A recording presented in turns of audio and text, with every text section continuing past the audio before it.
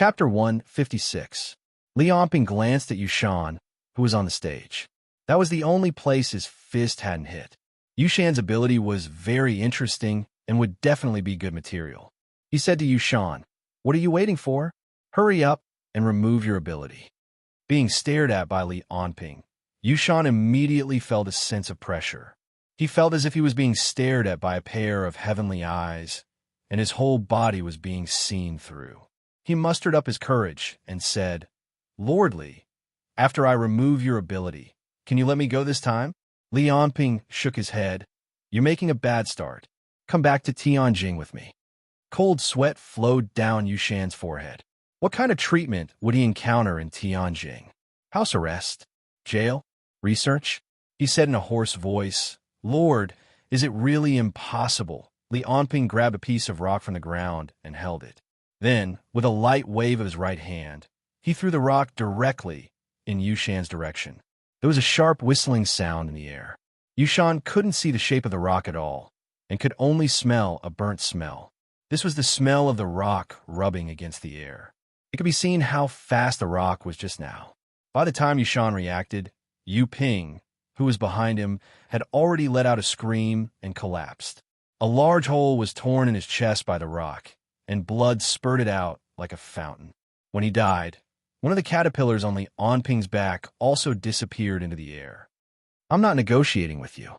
Li Yonping waved his finger at Yushan. "I'm ordering you." Yes, I understand." Yushan and the other Yulu hurriedly removed their abilities. The other two caterpillars on Li Yonping's back also disappeared one after another. He suddenly felt his body lighten, and his speed was restored. After deactivating his ability, Yushan pointed at Huang Xia and said, "Sir, he is an envoy sent by the One Qi sect. He was the one who instigated me to organize this gathering. He was the one who ordered me to do this behind the scenes." After Yushan finished speaking, the entire audience was in an uproar. Li Yonping also raised his eyebrows in surprise. Huang Xia cursed inwardly. "This trash." His psyche chi shot to the sky with a boom, and he was about to rush at Yushan to vent his anger. However, he had only taken a few steps when he felt the world turn upside down. Countless screams rang in his ears. Then he saw his headless corpse slowly kneeling on the ground. Li Yonping swung his arm, and a huge force shook off all the blood on his arm, leaving not a single drop behind. After he regained his speed, he saw that Huang Xia was about to go berserk and injure someone, so he walked up to him and took his head. Looking at the terrified crowd, Li Yonping said, "Is there anyone else who wants to make a move?" No one said anything. Li Yonping nodded, "Then come out with me." Just when everyone had been beaten into submission by Li Yonping, a figure with a head full of blonde hair once again stumbled to his feet. Jing Guang stood up with trembling legs. He looked at the corpses all over the ground, and his eyes seemed to be about to burst into flames. Li Yonping smiled. "Why? You're still not convinced?" "Convinced?" Jing Guang bellowed. "I'll never lower my head to an evil force like you." His hair stood up, and countless streams of psyche chi emerged once again, burning on his body like a ball of flames. He looked at Li Yonping and said word by word, "You may be able to defeat me physically, but you'll never be able to defeat me mentally. Justice will never be given up." When he finished speaking, Li Yonping's eyes revealed an extremely dangerous light. Seeing Jing Guang's stubborn look, he felt very irritated. He crossed a distance of dozens of meters with one step and punched Jing Guang's face directly. With a crack, Jing Guang's nose was broken. However, that was not the end. He had just been sent flying by Li Yonping's punch, but Li Yonping grabbed his arm and pulled him back. Then, Li Yonping punched him in the stomach. He felt as if his intestines were about to break, and he spat out a mouthful of acid. Jing Guang knelt on the ground. The pain made his spirit slack and his consciousness blurry. Psyche chi was the integration of the spirit and the body. The serious injury caused the psyche chi in his body to begin to collapse. Li Yonping grabbed him by the neck and stood face to face with him. He looked into his eyes and said, "If you surrender now, I can let you go." Jing Guang's eyes were half opened, and he suddenly opened his mouth and shouted. A large mass of psyche chi was spat out from his mouth, and like a shock wave, it completely drowned Li Onping's head. When the shock wave of psyche chi dissipated, Li Onping's head appeared unscathed, but his face was already cold. With a crack, Li Onping had already broken Jing Guang's arm. Jing Guang screamed in pain, and his other hand blasted Li Onping's chest with psyche chi. However, it was like an ant trying to shake a tree. In the face of this punch, Li Onping did not even move. Seeing that Jing Guang still wanted to resist, Li Onping directly grabbed his arm and threw him into the sky, smashing him directly to the ground. With a bang, Jing Guang's entire body was smashed to the ground like a meat patty. He felt as if all the bones in his body were about to break. However, after resting for a few seconds, he struggled to get up again. Seeing him like this, Li Onping narrowed his eyes and revealed a cruel expression. "Very good. It seems that you really believe in your justice very much," Li Onping said. "But today, I'll let you know that your so-called justice is just your own twisted interpretation of the entire society. Those humans don't need things like justice at all. They need wealth, power, the opposite sex, food, and entertainment. The only thing they don't need is your justice." After saying that, he ignored Jing Guang's screams and resistance, and directly broke all of his arms and legs. After suffering such serious injuries, the psyche chi all over Jing Guang's body kept on dissipating. In the end, he even directly deactivated his transformed state. The scattered people at the side watched with pale faces, and their eyes were filled with fear. However, Jing Guang still shouted loudly, "You can't break me." Li Onping sneered. "You said that I can't break your spirit? Then let me see how strong you really are." He turned his head and looked at the group of scattered people who were still alive. At this moment, these people were like chickens in the zoo. After Li Onping glanced at them, they couldn't help but tremble. "Do you want to live or die?" Li Onping asked. The group of people became agitated. "We want to live. Sir, please spare us. We were all deceived by the rumors.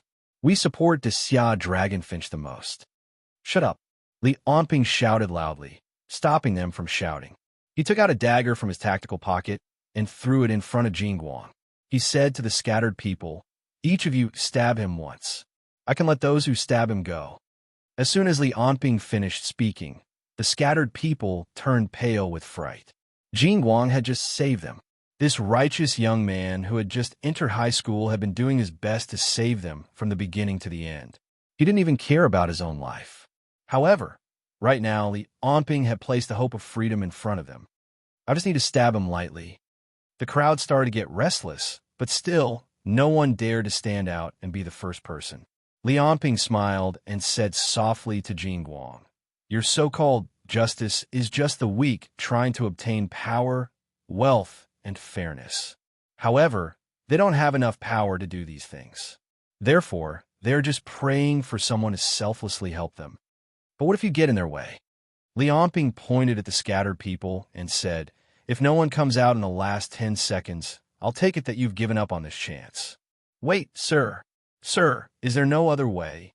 Sir, he just saved us." Li Onping didn't even look at them, nor did he care about their discussions and pleas. He continued to count the time and suddenly said, "There are still 5 seconds left." At this moment, the scattered people became even more anxious. Finally, Yushan took a step forward and said, "Sir, can I really leave this place after I stab him? You won't send people to catch me, right?" Li Onping nodded. Yushan clenched his dagger tightly and exhaled. He hesitated for a moment before finally taking a step towards the direction of the golden light. Jing Guang's expression changed as he stared at Yushan, who was walking toward him step by step. He watched as Yushan picked up the dagger and stood before him. "I'm sorry, little brother, but I really can't be caught." After saying that, he raised the dagger and stabbed it into Jing Guang's calf. Then, another man walked up. He lowered his head, not daring to look into Jing Guang's eyes. He grabbed the dagger and stabbed it into his thigh before leaving. The dagger cut through the skin and into the muscle. The nervous system sent the pain back to the brain. However, this time, Jing Guang gritted his teeth and didn't cry out. But as more and more wounds appeared on his body, and as more and more blood flowed out of him, His eyes became more and more confused. Li Onping's evil whisper sounded in his ears. Your so-called justice is just these people's delusion about the unfairness of society. They resent the unfairness of society, hate their own incompetence and selfishness, hate their bad luck and laziness, but they are powerless to change the current situation. They lack the determination and courage to move forward. So they can only dream of someone selflessly helping them change everything and solve everything. So when you help them, they will see you as justice, thank you, and worship you. But when you block their path, they will kick you away like a piece of trash. He watched as one person after another silently walked up and stabbed Jin Guang, then stood aside. Jin Guang's heart became colder and colder. He looked at the people who stabbed him, and they all turned their heads away guiltily. None of them dared to look him in the eyes. The whole scene was silent. Only Li Onping's voice continued, and the sound of the dagger cutting through flesh was heard. What these people need isn't justice. What humans need isn't justice. They are weak, childish, and weak. They lack strength and determination. So what they really need is a strong person to stand up and lead them, like a sharp sword hanging over their heads, always watching over them, just like a shepherd and a sheep. Completely control them, control them. When the 10th person stabbed Jin Guang's arm with a knife, Jin Guang's face was deathly pale. Blood had already covered his body. A few seconds later, he finally fainted due to his severe injuries. The 11th person held the dagger, looked at Li Onping, and asked hesitantly, Sir, do you still want to continue?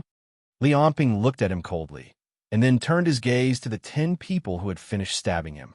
Looking at the 10 people led by Yushan, whose eyes were filled with desire and pleading, Li Onping only lightly waved his palm. A white shockwave drowned them all, and their screams echoed throughout the mountain. When the shockwave dispersed, nothing was left. Those 10 ability users had already turned into countless pieces. There was no explanation, no defense, and no one dared to question Li Onping. This was the absolute authority brought by absolute power. Chapter 157. In a test tube filled with liquid, there was Jin Guang's naked body floating. Outside his test tube, there were many busy researchers in white robes. Li Onping and Sherwin were at the side, discussing Jin Guang's problem. Li Onping asked, How are his test results? It's very strange. If I hadn't seen his superpowers with my own eyes, I would have thought that you've gone crazy a few years ago. Sherwin was puzzled.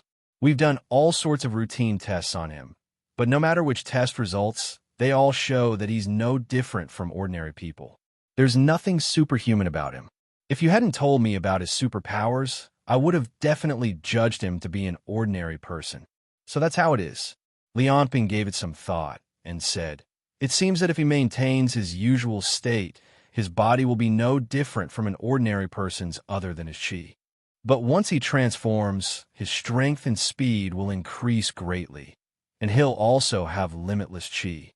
That's really great material, Sherwin said with a fervent expression. According to your description, I'm guessing that after he transforms, his body condition will be very different from usual. It's best if we can test him when he transforms. Li Onping frowned. He's not very cooperative. Then let's take a blood test first. That should be fine, right? Sure. Li Onping nodded. Arrange for him to be in a ward. A few hours later, Jin Guang opened his eyes. Before him was a white ceiling, and the smell of disinfectant wafted into his nose.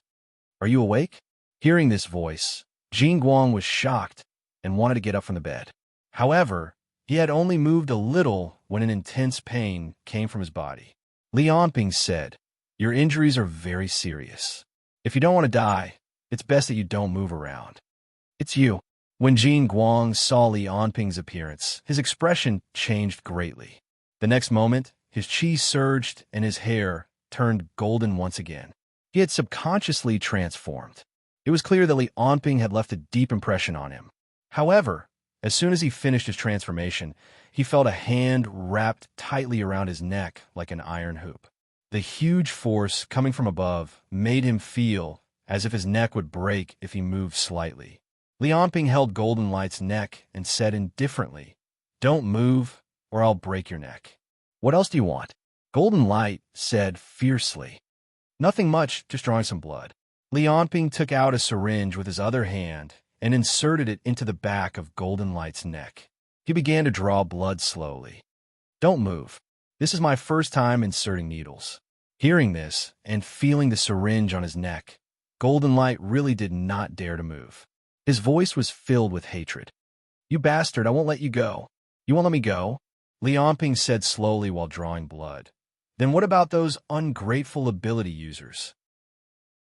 How you plan to deal with them?" Many scenes flashed past in Golden Light's mind.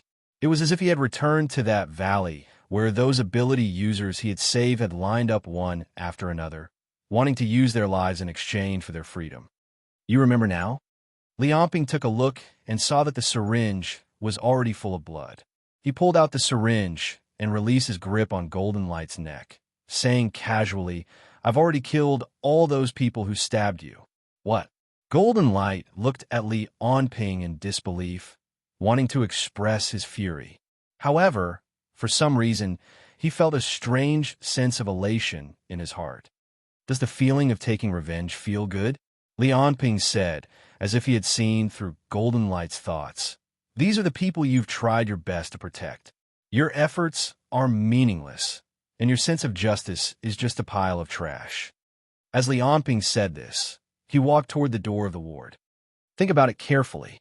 I'll come look for you when you've thought it through." Li Onping stood behind Sherwin and asked, "How is it?" Sherwin's eyes were facing the microscope, and his mouth was filled with excitement. "Amazing! This is simply too amazing." "How is it?" Sherwin turned around and said excitedly, "We've picked up a treasure this time. This guy's body is simply a treasure trove. Give me some time, and I'll give you a bunch of ability user clones." Li Onping nodded and saw that Sherwin had once again turned around to continue his research.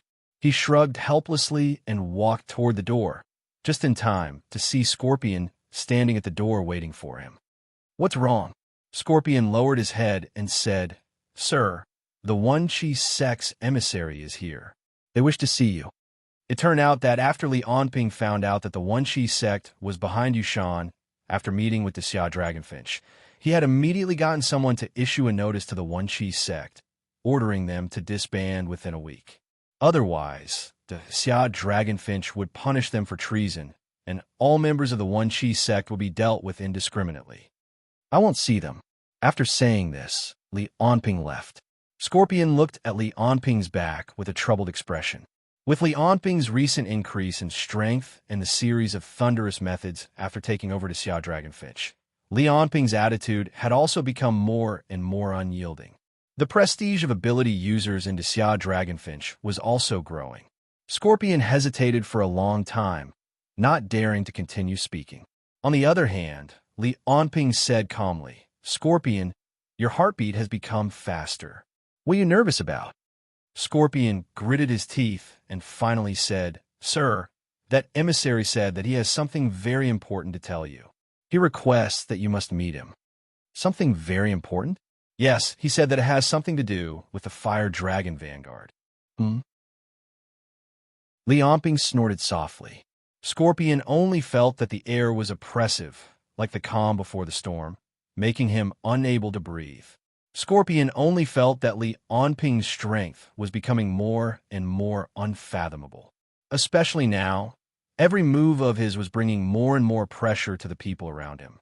"Scorpion, did you receive benefits from the One Aura Sect? Your subordinate doesn't dare." Scorpion knelt down and shouted. Li Onping did not say anything. His right leg flashed, and Scorpion was already sent flying across the air. He spat out a big mouthful of blood in midair and then lay on the ground, unable to stand up.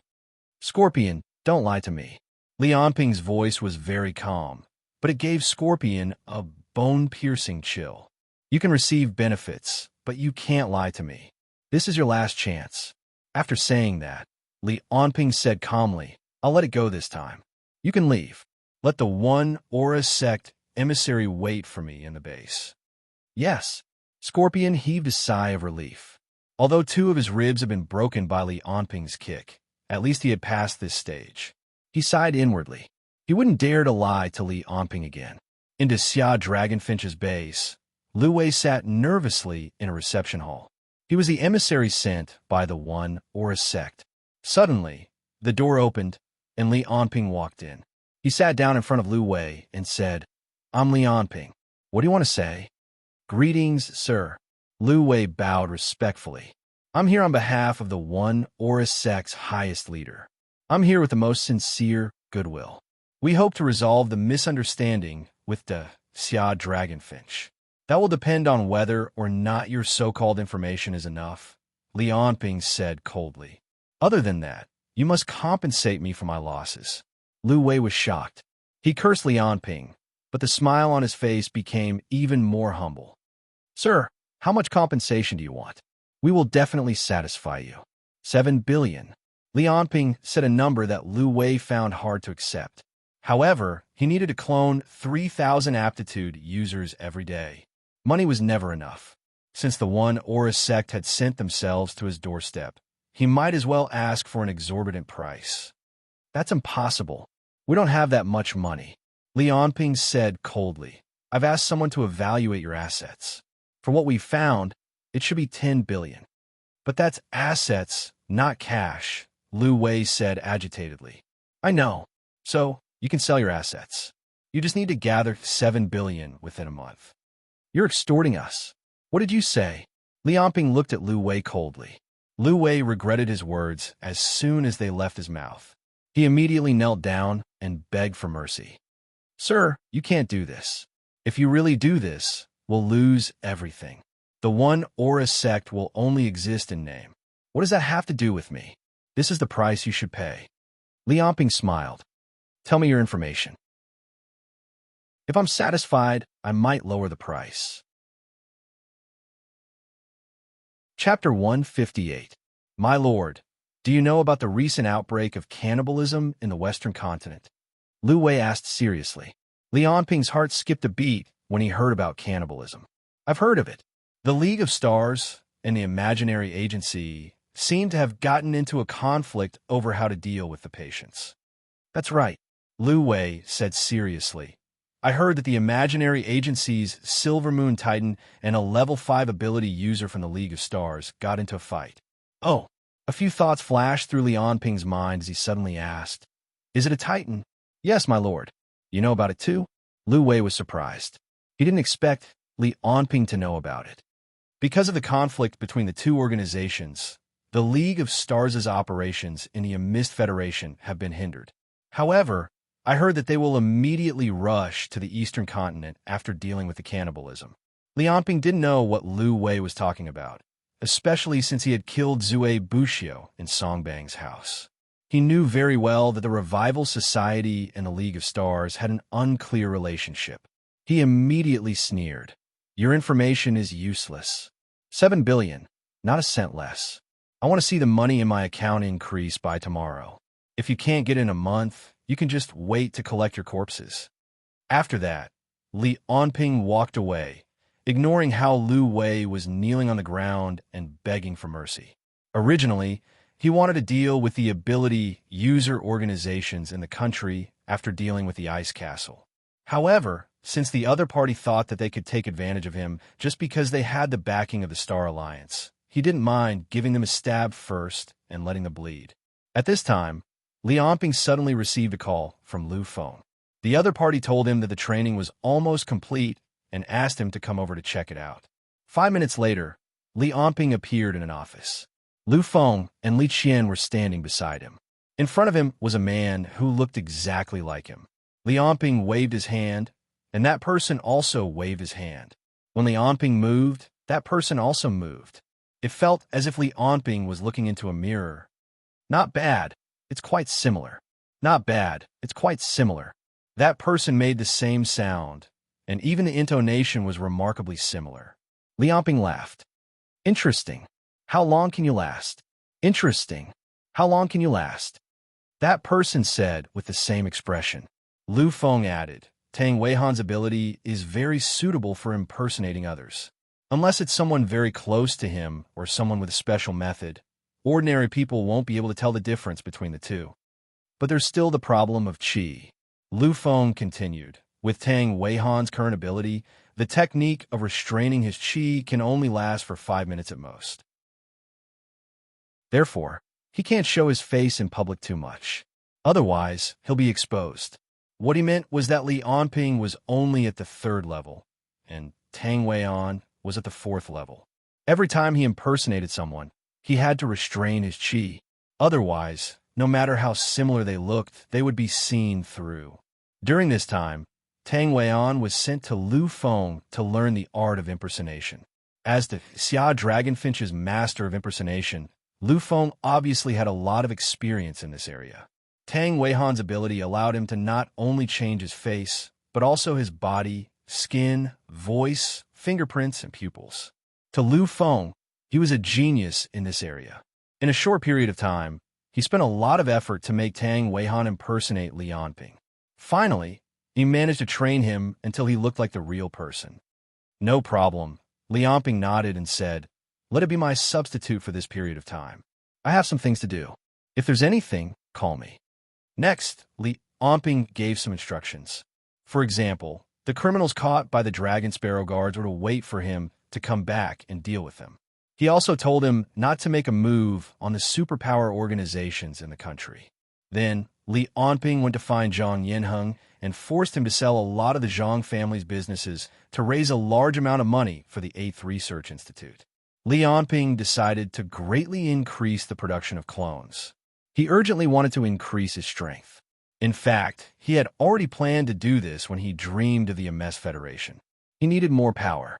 However, because he had to save Sun Hao and the others, he encountered the Golden Light and the One Chi sect, which was why it was delayed until now.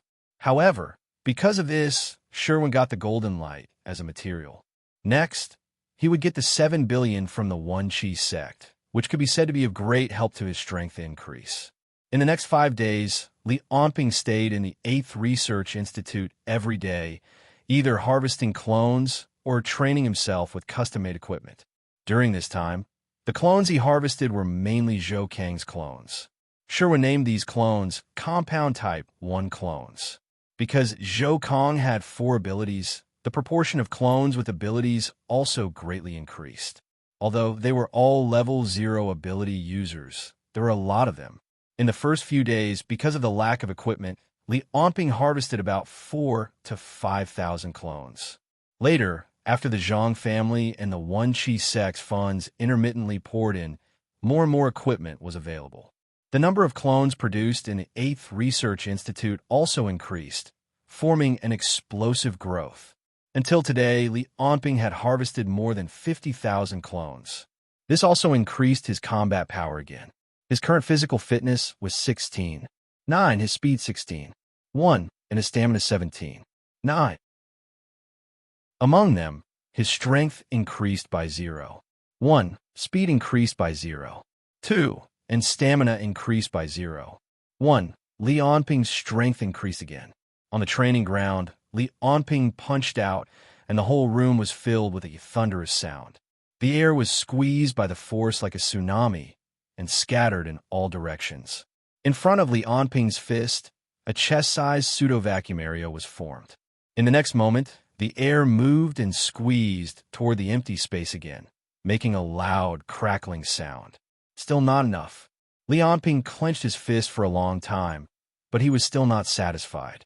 Although the growth of his strength was already frightening for ordinary people, he still felt that it was too slow when facing the Fire Dragon Vanguard that could come at any time and the League of Stars that was like a sword hanging from a beam. However, as more and more funds were invested, more and more clones were produced every day. According to Li Anping's calculations, if all the funds invested by the Zhang family and the One Chi sect were used up, about 500,000 clones could be produced. However, it was still not enough. Currently, Li Anping's stats only increased by 0. 1 after killing tens of thousands of people. Although every 0.1 increment was already very scary, it still did not reach a qualitative change. Unless there was a qualitative change in Sherwin's cloning technology. In the blink of an eye, 15 days had passed. In these 15 days, to outsiders, Li Onping lived in seclusion and rarely appeared in front of others. He stayed in Xia Dragonfinch's base all day long, and no one knew what he was doing. However, only Lu Sheng, Li Qian, Lu Feng, and Tang Weian knew that Li Onping was no longer in Xia Dragonfinch's base. However, what they did not know was that Li Onping had not left Tianjing during this time. Instead, he had been staying in the 8th Research Institute and was undergoing a crazy improvement. In the training room, dozens of bipedal robots were fighting. The machine guns on their heads were constantly shooting at a figure moving at high speed. Unfortunately, the figure was moving too fast. Not to mention that it was difficult for them to aim at him. Even if they could, with the speed of the bullets, he would still be able to dodge them. The black figure sprinted and arrived in front of the robot. He exerted force with both hands and lifted the robot up. He grabbed the robot's leg with one hand and swung the robot in his hand like he was holding a big club. He then smashed the robot in his hand toward another robot. The whole scene looked like a primary school student lifting a tank and smashing it. The black figure lifted the robot up high as if it was weightless. Wherever he passed, the other robots were all smashed into pieces in just 2 or 3 hits. The robot in his hand had been hit countless times and had long become a pile of scrap metal.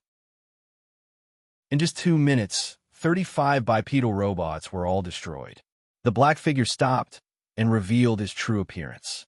It was Li Onping. He threw away the scrap metal in his hand. He said to the walkie-talkie on his shoulder, "Clean them all up." A voice came from the other side. "Yes, sir." Li Onping did not even look at the ruins on the ground and left, leaving only the metal scraps on the ground. These are the latest unmanned robots developed by Xia Dragonfinch's army. Li Onping directly asked for them to help him train. However, the result was disappointing. These latest weapons were no different from toys to him. They were not even as good as the tanks from a few days ago. At least those tanks would not be smashed by him. When he walked out of the training room, the staff who came in to clean up the wreckage looked at Li Onping with a horrified look, as if Li Onping was a Godzilla. Li Onping did not care and walked directly into the elevator. 10 days later, he had absorbed the souls of 450,000 clones. Currently, his physical fitness had reached 17, 8 in strength, 16, 6 in speed, and 18, 7 in stamina. Although the average increase was less than 1 point, Li Onping's combat strength had definitely increased by more than 10% or 20%. However, he had been staying in the Underground Research Institute for a long time, so it had been a long time since he used his full strength to punch or run at full speed. Therefore, he could feel that he had become a lot stronger. However, as for how much stronger he had become, he still needed to find some targets to measure. However, although he did not know how much stronger he had become, Li Onping felt that if he met Songbang again, he would be able to defeat him very easily. "It's time to go out," Li Onping muttered. This time, he had harvested a total of 500,000 clones, among which approximately 100,000 were level 0 ability users. Li Onping now needed more and more soul energy to increase his stats. Currently, the increase that level 0 ability users could give him was so small that it was negligible. As for ordinary people, other than being able to recover from injuries, he could not feel any increase in strength. Also, his psychic energy had also increased to a limit. He felt that he was already at the peak of the 3rd energy level, just a little bit more, and he would be able to reach the 4th energy level. However, he just could not break through this little bit. There was also something special about the black psychic energy figure. Recently, Li Onping could feel that the energy contained in the black psychic energy figure was getting stronger and stronger, giving him a feeling that it would awaken at any time. However, it was still a little bit away. Perhaps there would only be new changes after he reached the 4th energy level. Chapter 159. When Li Onping returned to Xia Dragonfinch's base, the entire base had become deserted. The various beauties that had appeared before had all disappeared. Even the staff members who weren't beautiful had disappeared. The entire base looked a lot more desolate than before. Just as Li Onping didn't understand what was going on, Li Qian jogged over. "Sir, you've returned." Li Onping frowned and asked, "What happened? Where did everyone go?" Sir, we received news yesterday morning that the leader of the League of Stars, Heavenly Empress, had broken through. Broke through. Hearing this news, Li Onping was also shocked and asked doubtfully, the leader of the League of Stars should already be at the 5th level. She broke through again. That's right, she reached the 6th level. Li Qian said worriedly. With her current 6th level strength and a group of 5th level ability users under her, plus the strength of the League of Stars, she is already unstoppable. Desia's higher-ups have already given the order to make full concessions to the League of Stars. If they have any requests, as long as they aren't excessive, we will do our best to satisfy them. The leader of the League of Stars, Heavenly Empress, other than this title, was a mysterious existence that no one knew about. But even so, to be able to lead the entire League of Stars, she had always been considered one of the most powerful ability users on the entire planet. And now, this mysterious and powerful existence had finally taken another step, becoming the first person to reach the 6th level. This news was too shocking.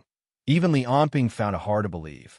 He took a deep breath and said, "Tell Lu Sheng and Lu Feng to come see me in the office, and tell the other soldiers of the Xia Dragonfinch to stay in the base. Without my orders, no one is allowed to leave." Next, Li Onping walked to his office. Along the way, he began to think about the changes brought about by the news. Suddenly, he thought of Black. What he did not know about the levels of abilities, Black once told him that there were 10 levels of abilities. Later, Xia Laikong told him that there were only 5 levels in the world.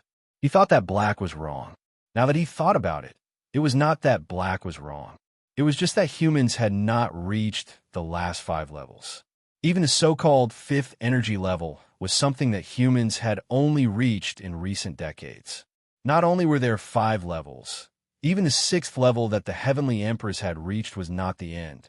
If that was the case, then the race that Black belonged to would most likely have level 5 and above, level 6, level 7, or even level 8 and level 9 aptitude users. If they really came to human society. Unimaginable. Thinking up to this point, Li Onping's mood became even heavier. However, there was no time to think about this now. The Queen of Heaven reaching the 6th energy rank was the most important thing right now. A few minutes later, Li Onping, Li Qian, Yang Wang, and Lu Sheng all gathered in the office. Among them, Lu Sheng did not know that the Queen of Heaven had broken through to the 6th energy rank.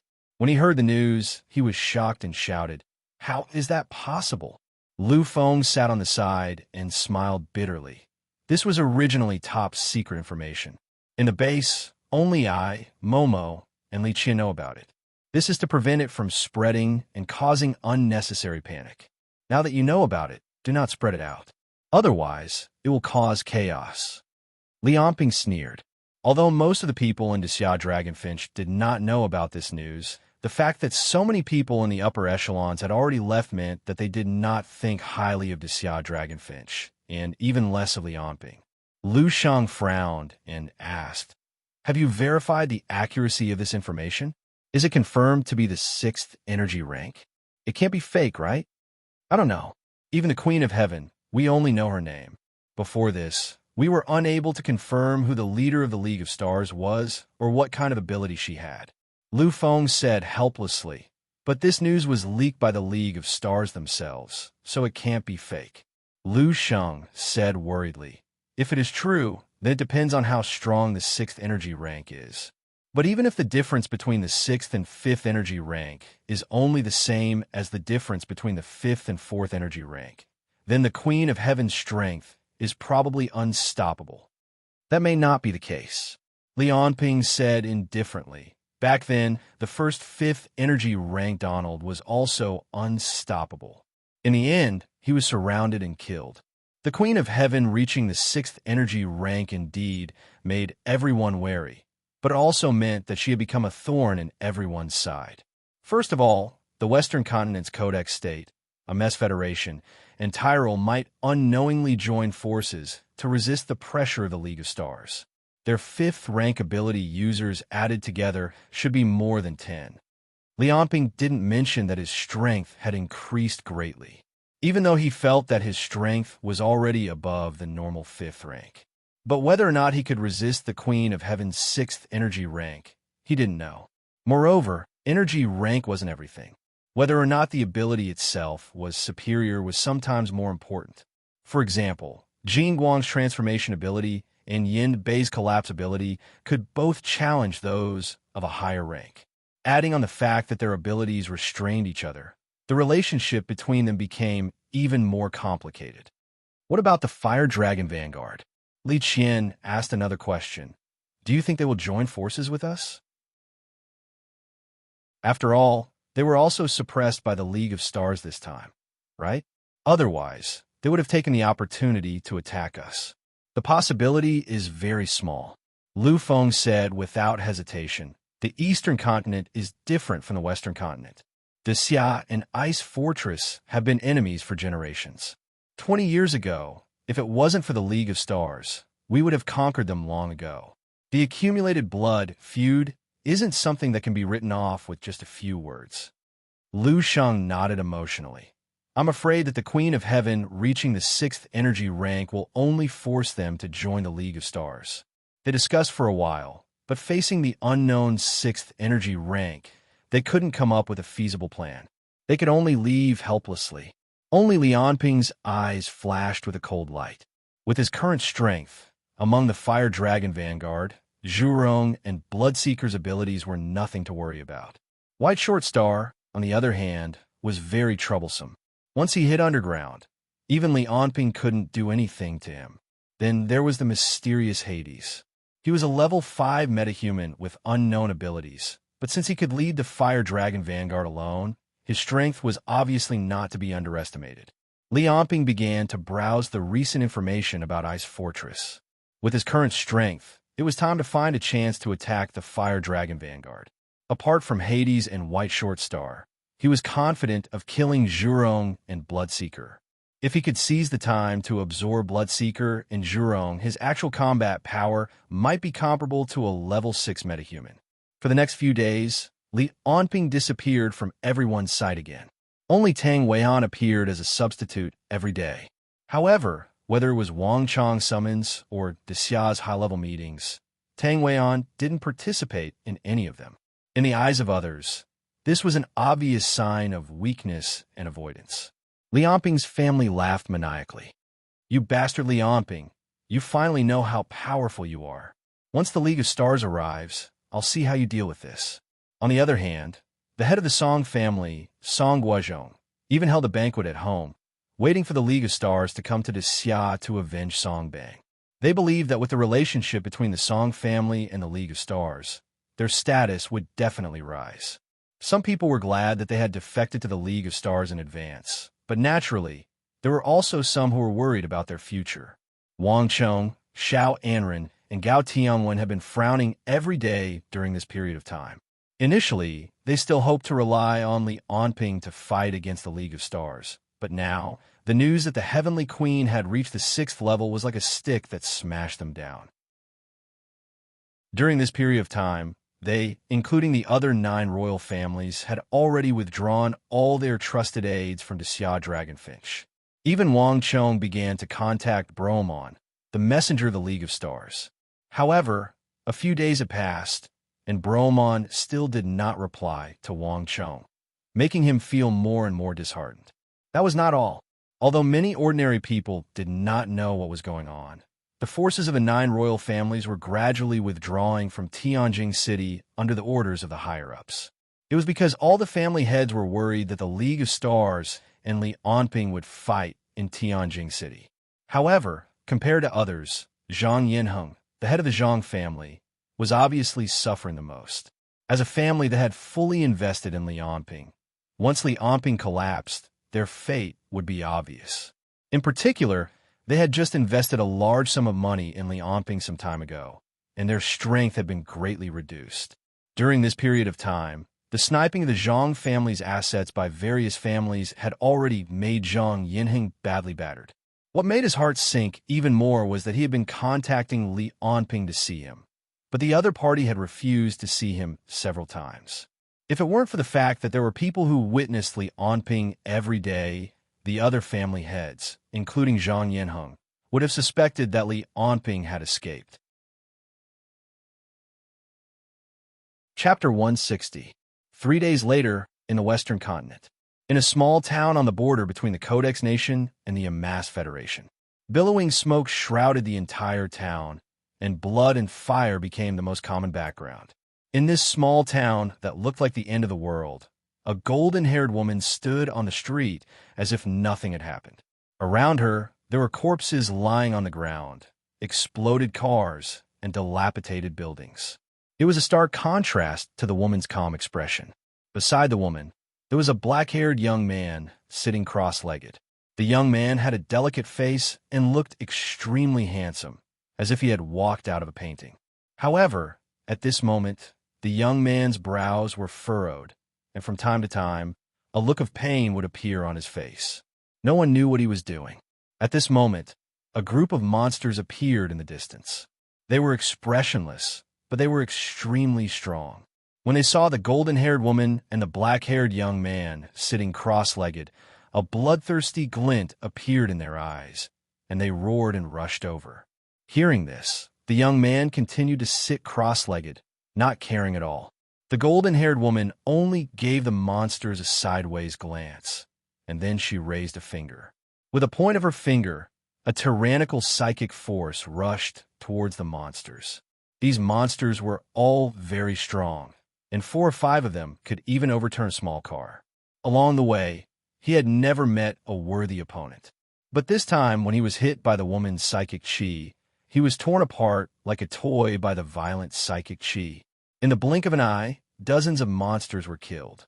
The golden-haired woman gently raised her hand, and spiritual flames that were invisible to the naked eye floated out from the heads of the monsters. The woman looked at the black-haired young man and said, "Zhenhai, can you still take it?" Shang Zhenhai shook his head. "I can't, Alliance Master. I reached my limit. If I absorb any more, I'm afraid I'll go insane and die." The woman called Alliance Master by Shang Zhenhai nodded, and then all the spiritual flames were sucked into her mouth. Like a whale sucking in water, in just a few seconds, the dozens of spiritual flames were all sucked clean by the woman. The young man beside her was envious, but he knew that this spiritual flame not only contained the soul energy of the dead, but also countless memories and consciousness. If the absorber's willpower was not strong enough, and if the absorber's strength was not strong enough, and the absorbed spiritual flame was not enough to suppress the chaotic consciousness, the absorber would go insane. After absorbing dozens of spiritual flames, the woman called Alliance Master, who was also the leader of the League of Stars, asked again, "Zhenhai, how long do you need to digest it?" "Alliance Master, it's about 4 to 5 hours." Shang Zhenhai estimated, "After this round of absorption, I should be able to reach the 4th level. This kind of leveling speed is really too fast. That's too much time." The blonde woman frowned and shook her head. "The source of the infection has escaped into the Codex Nation 2 hours ago. We can't be too far away from him. Otherwise, once he recovers, even I will have trouble dealing with him." Shang Zhenhai nodded solemnly. The so-called source of the infection was the culprit that caused the cannibalism in the Master Federation. According to the investigation, it was suspected that the culprit was a Master citizen who suddenly awakened his ability on the West Coast. His ability was very unique. He was able to release and spread a virus from his body. This virus could only infect normal people, and once a normal person was infected, they would lose their consciousness, but at the same time, they would become extremely strong, as fast as a galloping horse, and fearless of death. Because normal people who were infected would have a strong desire to eat other people, the imaginary agency called this infection cannibalism. And those who were infected were called humanoids. The scariest thing about cannibalism was that normal people who were bitten by humanoids would also be infected and become the next humanoid. Originally, after discovering this virus, the imaginary agency directly cooperated with the military to eliminate all humanoids at once. And in fact, they did it very smoothly at first. After all, while humanoids were highly contagious, their combat strength was not high.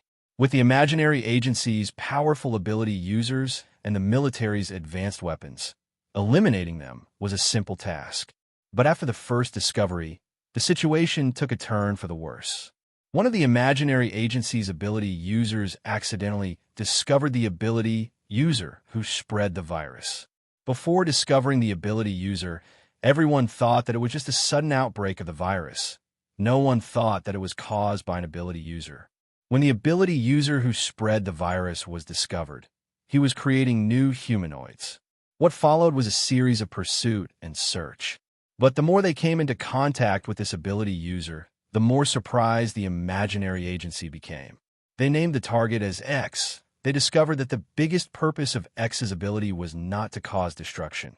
The real reason he spread the virus was to hunt. X first spread the virus. After humans were infected with the virus and turned into humanoids, they would hunt humans madly. Through hunting humans, the humanoids would become stronger and stronger. And when the humanoids reached a certain level, they would return to find X, and X would eat the humanoids. After eating the humanoids, he would absorb their power. This was an unprecedented ferocious ability.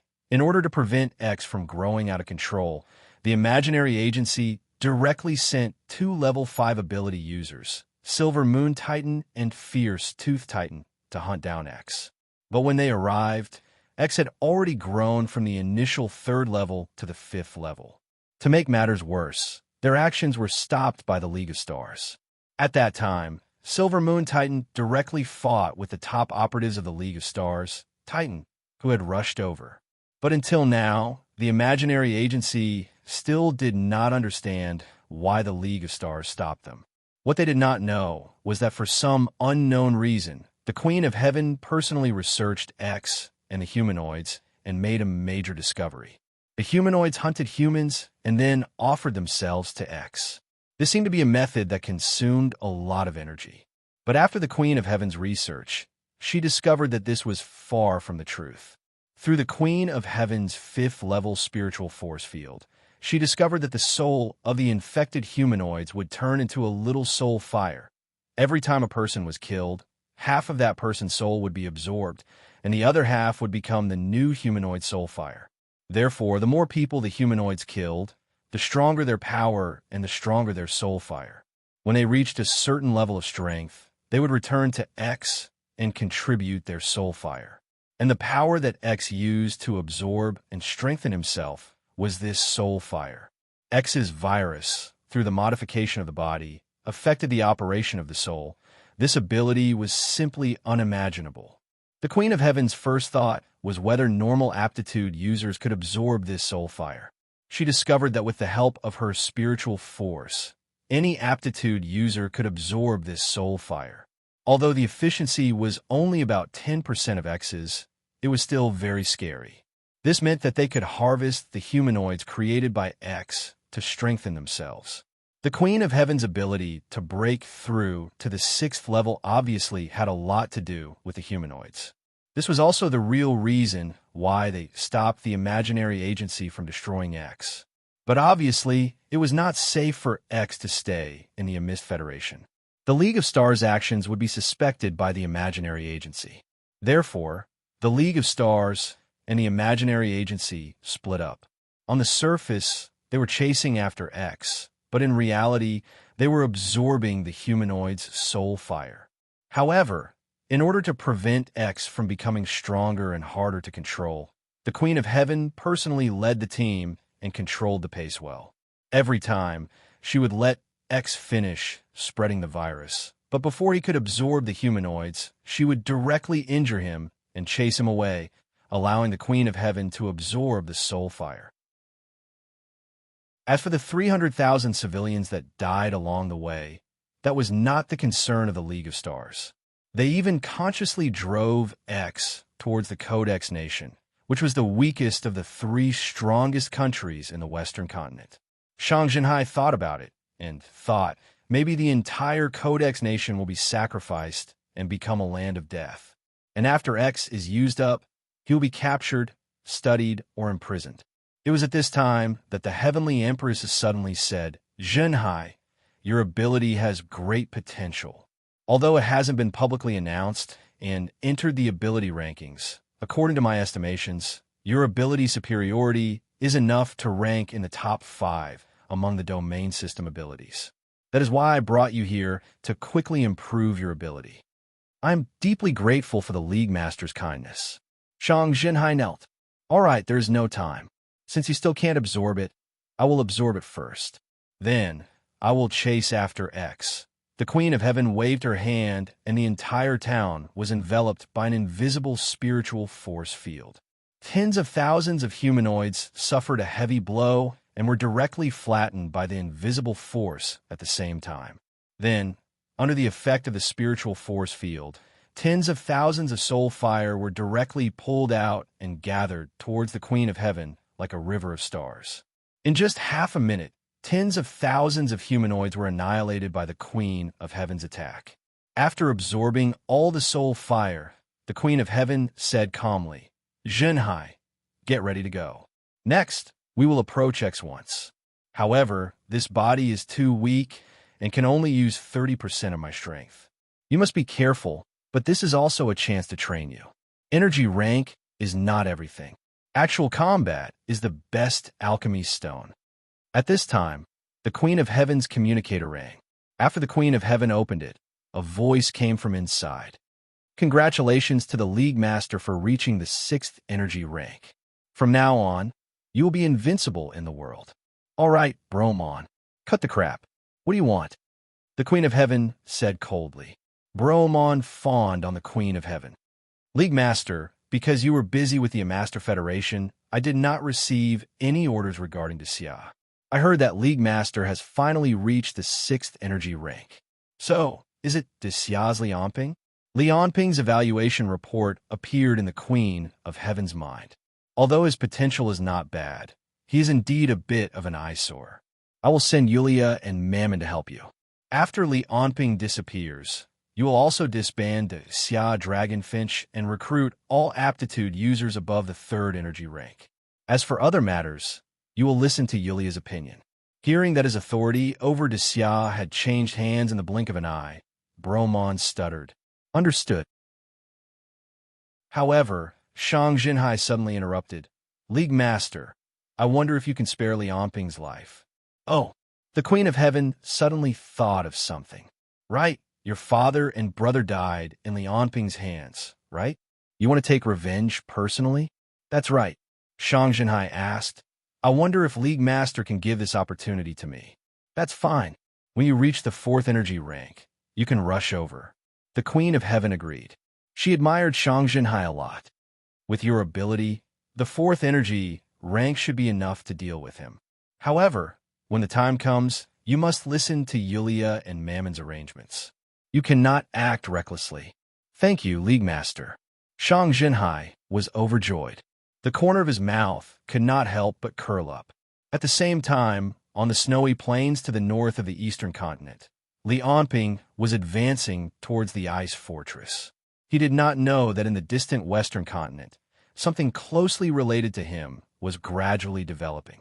A creature with a similar ability to him was about to turn the western continent upside down until it caused a shocking storm that would sweep across the entire world. Chapter 161. On the snowy plains, Lianping's feet sank deep into the snow. The sudden snowstorm blurred his vision. He pressed the earpiece and said, Hello? I'm almost there. In order to prevent the communication from being discovered, I won't contact you for the time being. How's the situation in Tianjing? Everything is normal. The League of Stars hasn't made any new moves, and the 9 royal families are all watching coldly from the sidelines. Momo's voice came from the other end of the earpiece. That's good. If anything bad happens, Lu Sheng and the others will take you away. Remember, don't be impulsive. Hide and wait for me to come back. Suddenly, Li Qian's voice also came over. Sir. She was silent for a long time. In the end, all the things she wanted to say turned into one sentence. You must come back alive. Lianping was silent for a while.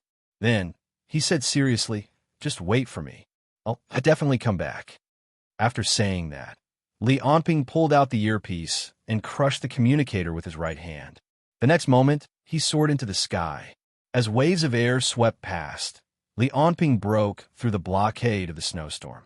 Then, in the blink of an eye, he broke through the troposphere and came to the stratosphere. The clouds kept changing under his feet. The visibility here was much better than on the ground. Li Onping took out the GPS, determined the direction, and flew toward the north. This time, his target was the capital of the ice fortress, Morocco. According to the latest intelligence, the blood banks of the major hospitals in Morocco had a serious shortage of blood supply recently. The city government came out to encourage the citizens to donate blood at the hospital and provided a series of benefits for the blood donors. Thinking back to the 4 level 5 abilities of the Fire Dragon Vanguard, the Blood Demon's ability, Blood Sucking, could rely on absorbing blood to recover from injuries. Therefore, Li Onping and the others suspected that the Blood Demon was injured when he participated in the encirclement of the Flying General. Now, he was hiding somewhere in Morocco and drinking blood to recover from his injuries. More than an hour later, Li Onping landed from the sky and came to a gas station. He changed his clothes and boarded a bus to Morocco. After all, it was not appropriate for him to fly directly into Morocco. It was too easy to be discovered. Walking to the last seat and sitting down, Li Onping listened to the Ice Fortress language and took out an Ice Fortress language dictionary. He quickly flipped through it. He had already read 2/3 of the dictionary when he was in Xia. Before that, he had already read the basic grammar and sentence structure. With Li Onping's current memory and processing speed, it was enough for him to finish learning the language before he arrived in Morocco. Half an hour later, Li Onping had completely mastered the Ice Fortress language. All that was left was to familiarize himself with the spoken language. He looked out of the window. There were very few cars on the road, and the models of the cars were very outdated. The rare few houses he saw also looked very dilapidated. Even the passengers on the bus were dressed very plainly. The entire Ice Fortress gave Li Onping the same feeling as Xia 20 years ago. This was the price of war. 10 years ago, Xia broke through the border of the Ice Fortress. Then, under the pressure of the League of Stars, they had to give up the victory that was about to be in their hands. Although Xia unilaterally stopped the invasion, wars were never stopped just because you said so. For the next 10 years, the entire Ice Fortress was fully prepared for war under the pressure of Xia. There was constant friction on the border. The military budget increased year by year. There were many internal conflicts in the country, and the gap between the rich and the poor became wider and wider.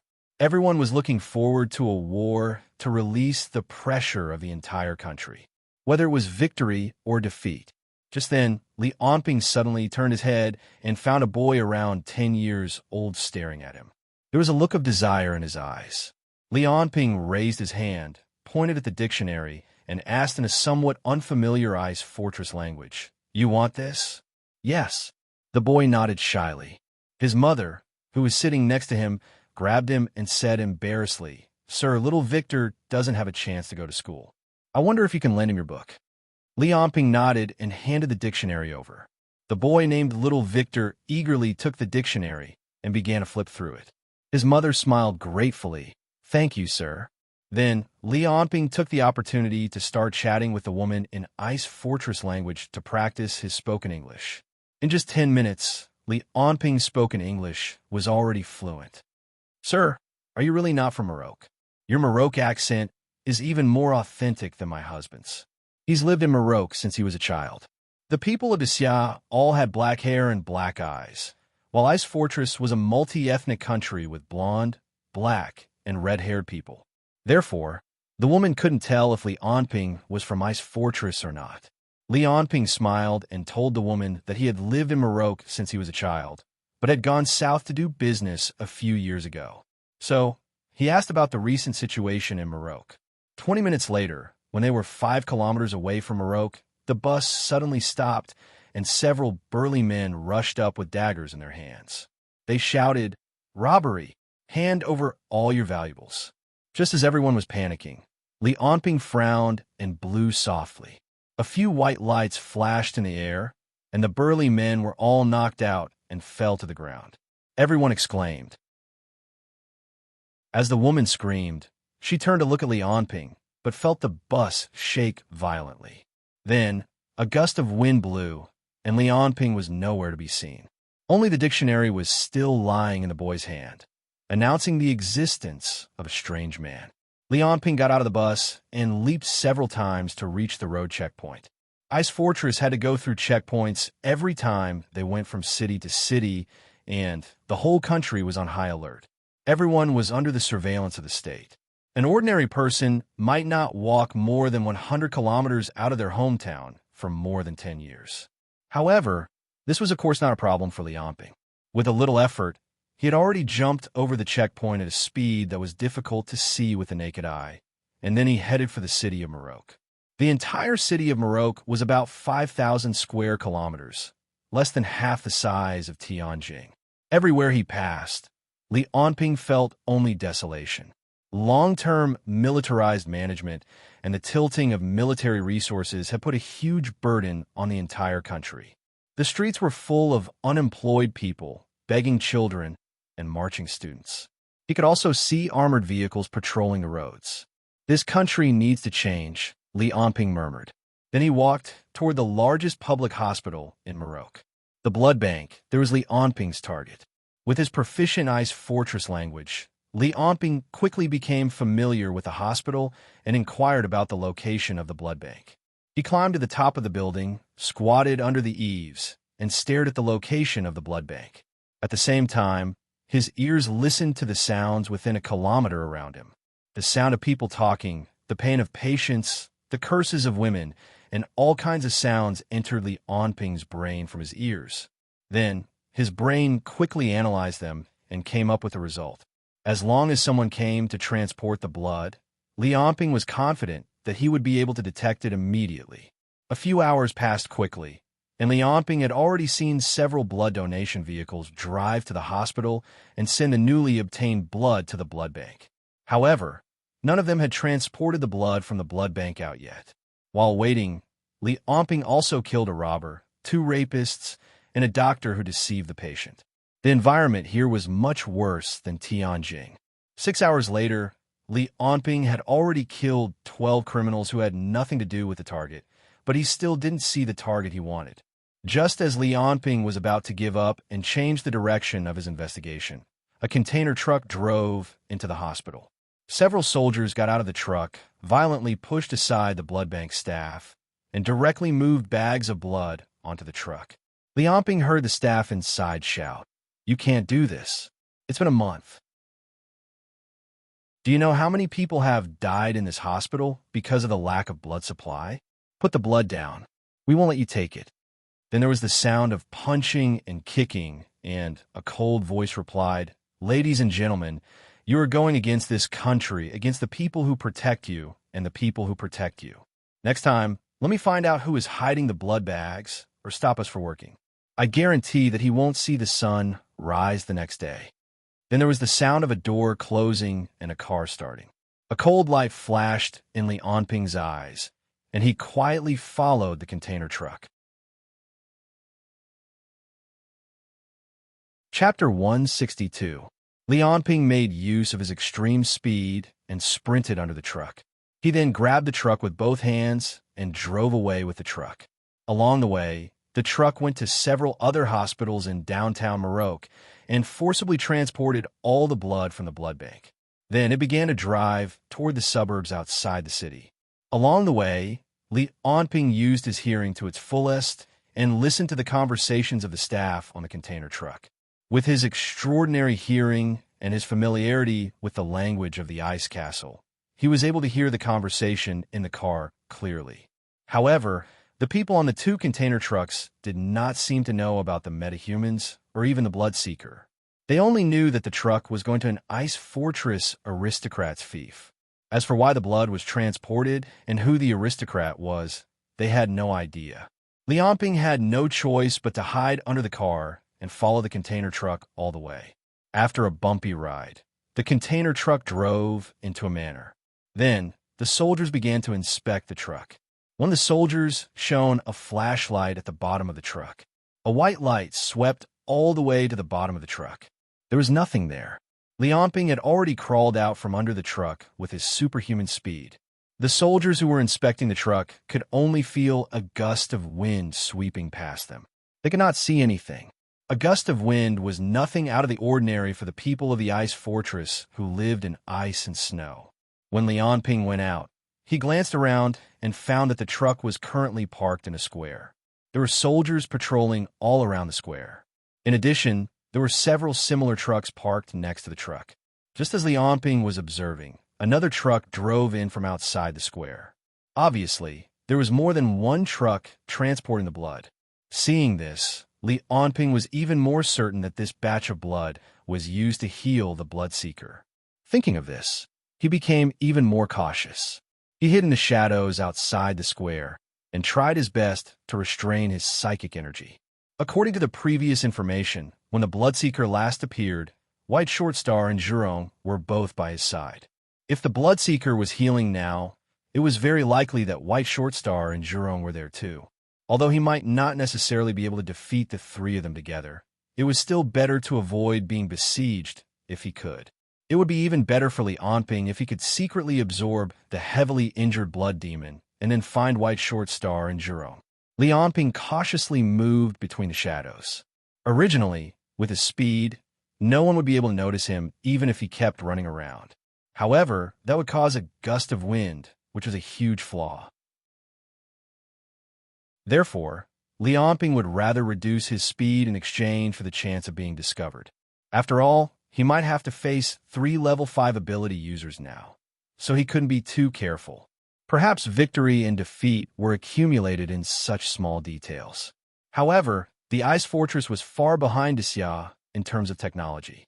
Although the manor he was in had been armed into a military camp, its defensive measures were still far behind.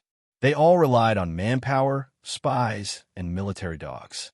If it was an underground base like the Xia Dragonfinches, it would have all kinds of infrared, weight detection, thermal vision, electromagnetic detection, and so on. If Liamping wanted to sneak in, it would be much more troublesome. Now, even if Liamping did not rely on speed, he could still move very quickly in the shadows with his agile movements. Then, he directly found a corner house.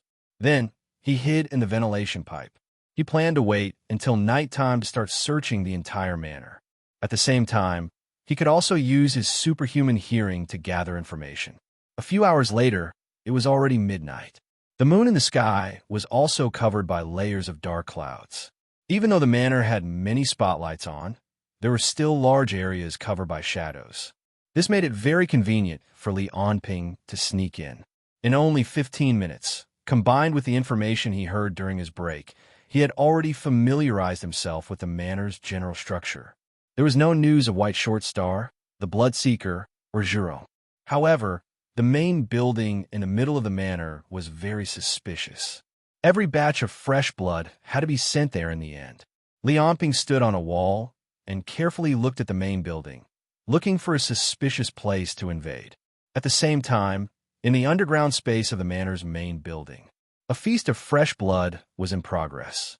The underground space was about 1,000 square meters in size. There were huge stone pillars everywhere, and it looked like a huge palace. In the middle of the palace, there was a steaming hot pool. Although it was called a pool, it was not water inside, but blood. Blood was constantly churning in the pool, as if something terrible was hiding in the pool and spying on the human world. This churning pool of blood was like a passage to the netherworld, and it gave people a feeling of unease. And right above the pool of blood, on the roof of the palace, was a circular passage. Every once in a while, a large amount of blood would be poured down from the passage and merged into the pool of blood. No one knew how deep the pool of blood was. No matter how much blood was poured in, it never filled up. With so much blood in the pool, the unique smell of blood should have filled the underground palace. However, not only was there no smell of blood in the underground palace, but it was also filled with a special sweet fragrance, which made people feel infatuated. And next to the pool of blood, there was a huge bed. The bedding and decorations on the bed were all blood red. A perfect snow-white body was lying on the bed. It was a beautiful young woman. At this moment, her eyes were lifeless, and there was a strange smile on her face. It was as if she was in a strange dream. A slender, golden-haired man was sitting on top of her, and he kept moving up and down. Then, with a low growl and trembling for a few seconds, the man lay on top of the woman and bit her neck. Under the effect of the sweet fragrance, the woman who was bitten on the neck did not resist at all. Instead, she hugged the man with both hands and legs, and there was an extremely satisfied and blissful expression on her face. A few minutes later, the woman's face was ghastly pale. However, the golden-haired man continued to suck until there was not a single drop of blood left. Only then did he stand up with a satisfied expression. Looking at the dried corpse on the bed, the man revealed a disgusted expression. He lifted his leg and kicked the woman into the pool of blood. The woman's corpse drew an arc in midair and fell into the pool of blood. A few seconds later, the pool of blood boiled, and the corpse kept disintegrating at a speed visible to the naked eye. In the end, the woman turned into nutrients for the pool of blood and disappeared without a trace. The golden-haired man walked toward the pool of blood lazily and then jumped in. The pool of blood that was enough to dissolve a corpse was of no threat to him at all. After sinking into the pool of blood for a few seconds, the man floated up. He then leaned against the edge of the pool of blood leisurely, enjoying the power in the pool of blood as it repaired and strengthened his body bit by bit. Just as the man revealed an expression of enjoyment and moaned, a deep voice rang out in the spacious hall. "Blood demon, the Lord wants me to ask you how your injuries are." The blood demon, who was the golden-haired man lying in the pool of blood, replied lazily, "White short star, do you know how much of a wet blanket you are?" Following the blood demon's reply, a huge face that was completely formed from mud and stone rose from the floor of the palace. He looked at the blood demon and spoke again with a deep voice. "The amount of sex you've used in the past month has exceeded the stipulated amount. The Lord wants you to stop this immediately until next month." The blood demon smiled disdainfully and said, "Don't use the Lord of the Abyss to pressure me. Isn't it just the death of a few dozen women? A few hundred years ago, when our Lambo ruled this land, let alone a few dozen women, even a few thousand or tens of thousands of women could be killed with just a word. I've really had enough of the time I was with you guys. Now that I'm enjoying myself, you guys want to interfere?" The stone face replied calmly, "I've already brought the order. If you don't follow it, then wait for the Lord's fury. Also, be careful. Although Xia is no longer a threat, the Queen of Heaven has reached the 6th level.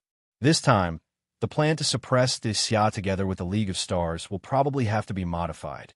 The Lord wants you to meet us at the base as soon as possible after your injuries are healed."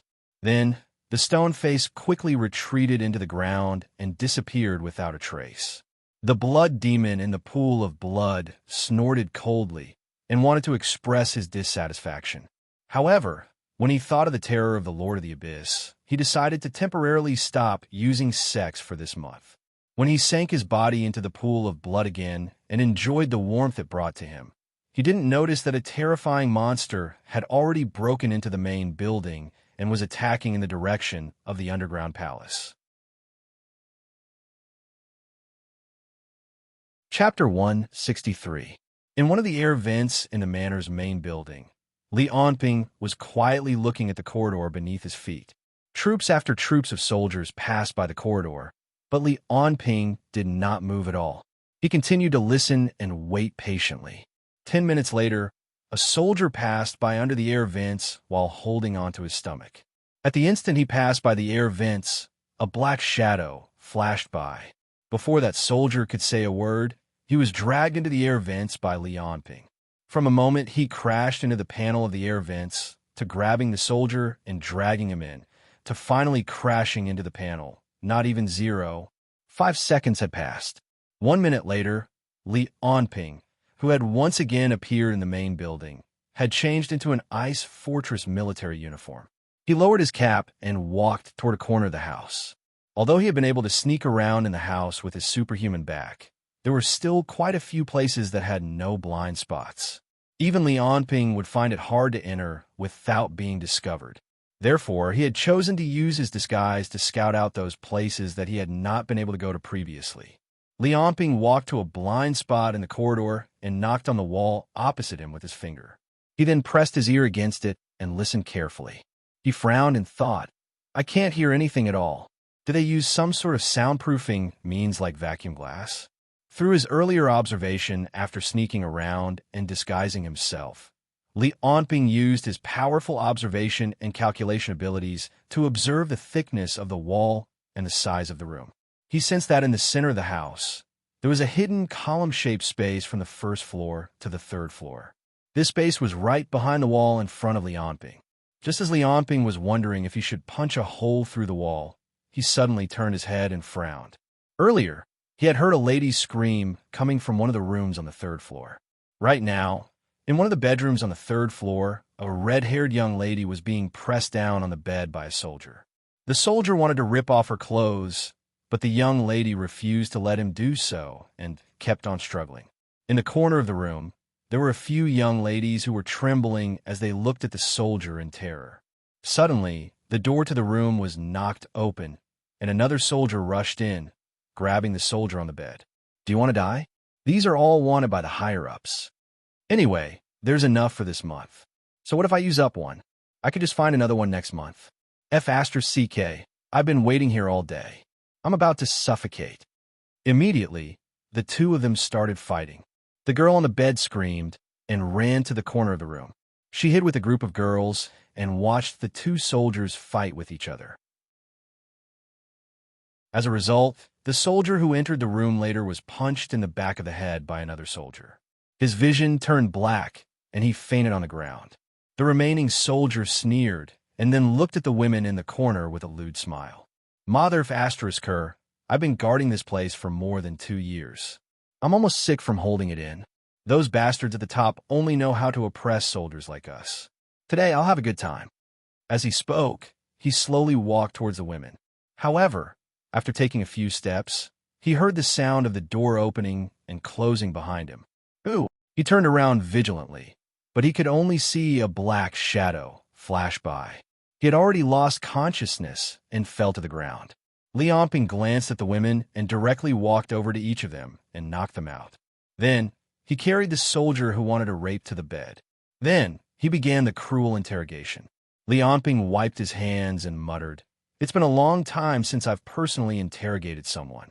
Next, he first tore a piece of cloth and put it in the soldier's mouth. Then, he slapped the soldier awake. Next, he began all kinds of inhumane interrogation. From mental and verbal oppression to physical injuries, Liamping also obtained all kinds of important information from the soldier. According to him, this manor belonged to an unknown noble. The garrison here didn't know who this noble was. They had never even met him.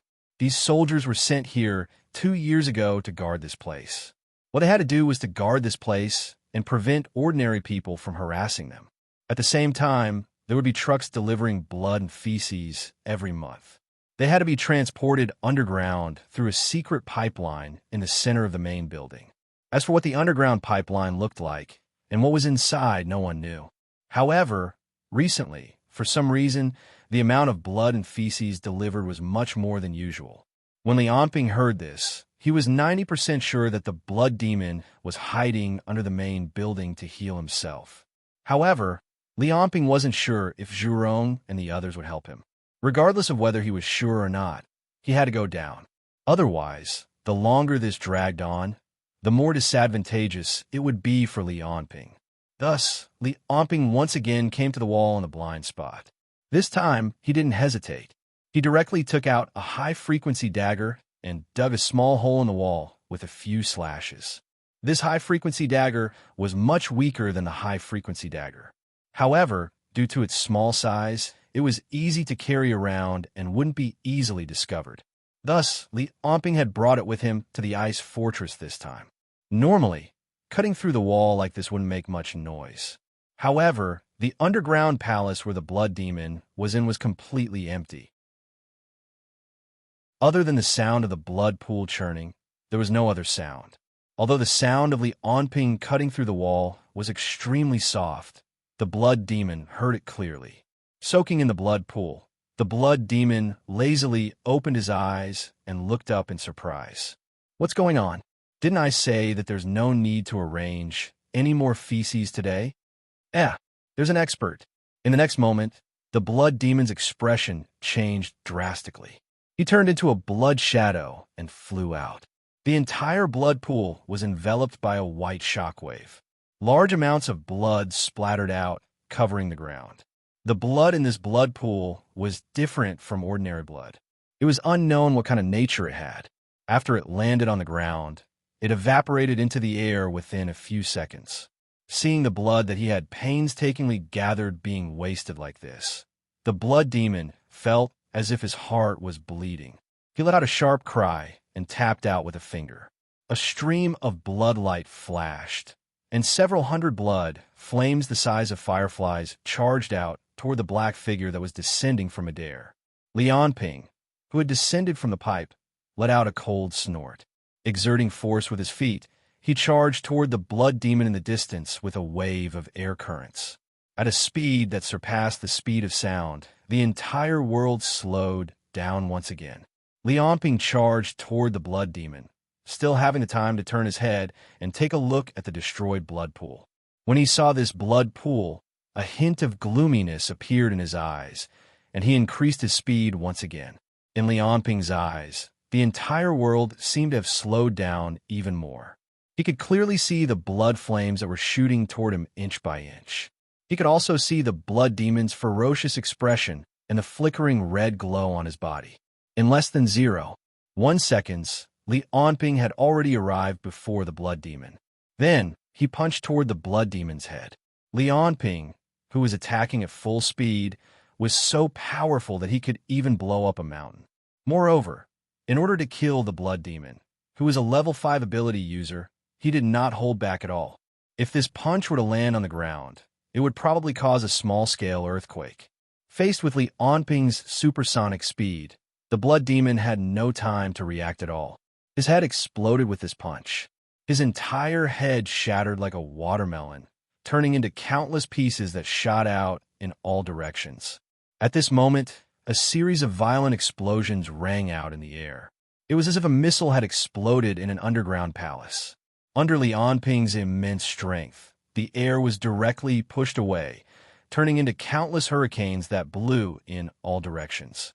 Then they crashed into the walls, creating a series of crackling sounds. The blood demon's headless corpse was directly blown away by the hurricanes and fell to the ground, motionless. Chapter 164. Lianping saw that the blood demon's body was not moving, but he did not relax. This was because he did not feel that he had absorbed any soul. This was the best way to confirm whether the target was dead or not. Lianping walked step by step toward the corpse on the ground. Suddenly, the corpse exploded with a bang. Then, countless palm-sized blood-red bats flew around and filled the entire underground palace. The blood demon's voice came from the bats. Sometimes it was one bat that spoke, and sometimes it was another bat that spoke. Lianping, you dare to attack me? Ha ha. You have a mutated ability, right? Such a strong body. I originally wanted to ask the Xia to hand you over and let me drink your blood. I didn't expect you to deliver yourself to me. The blood demon's voice was erratic, and it came from the bats. Lianping's expression did not change. When the blood demon finished speaking, he suddenly moved and flew in front of the bat that had spoken. He threw a punch, and a hurricane raged.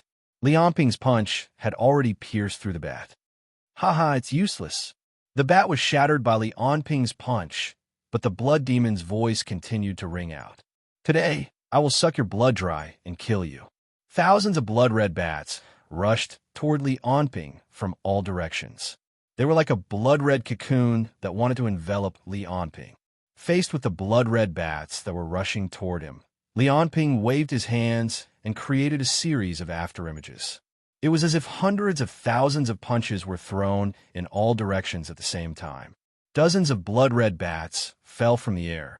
Because Lianping's speed was too fast, it looked like a large number of bats were falling at the same time. From afar, It looked like there was an invisible line around Li Onping. All the blood-red bats that crossed the line were killed with one punch. However, no matter how many blood bats Li Onping killed, more blood bats would emerge from the blood pool and surround him. Seeing this situation, Li Onping coldly snorted. His body emitted a series of crackling sounds, and the surrounding astral winds exploded. His strength surged, and his fists once again blasted out in all directions.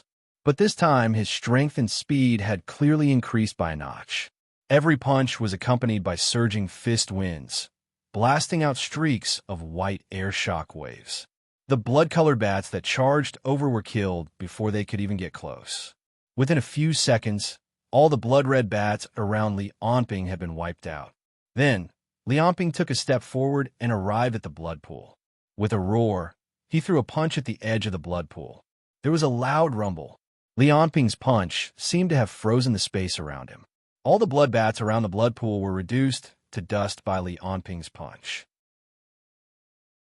However, at the next moment, even more blood-colored bats dashed out from the blood pool, once again filling up the entire underground palace. Every bat let out a piercing laugh, as if mocking Li Onping's helplessness. Seeing this scene, Li Onping's brows furrowed. He thought, killing these blood bats won't really hurt him? Are these bats formed from his powers, or are they part of his actual body? No, he's using the blood bats to deplete my powers.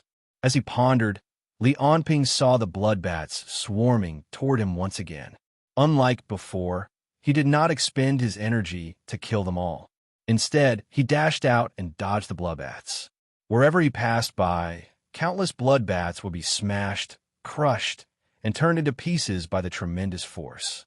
In the blink of an eye, Li Onping had already circled the underground palace once. More and more blood bats were chasing after him. Although they could not catch up to him with his speed, as the number of blood bats increased, the space in the palace became smaller and smaller.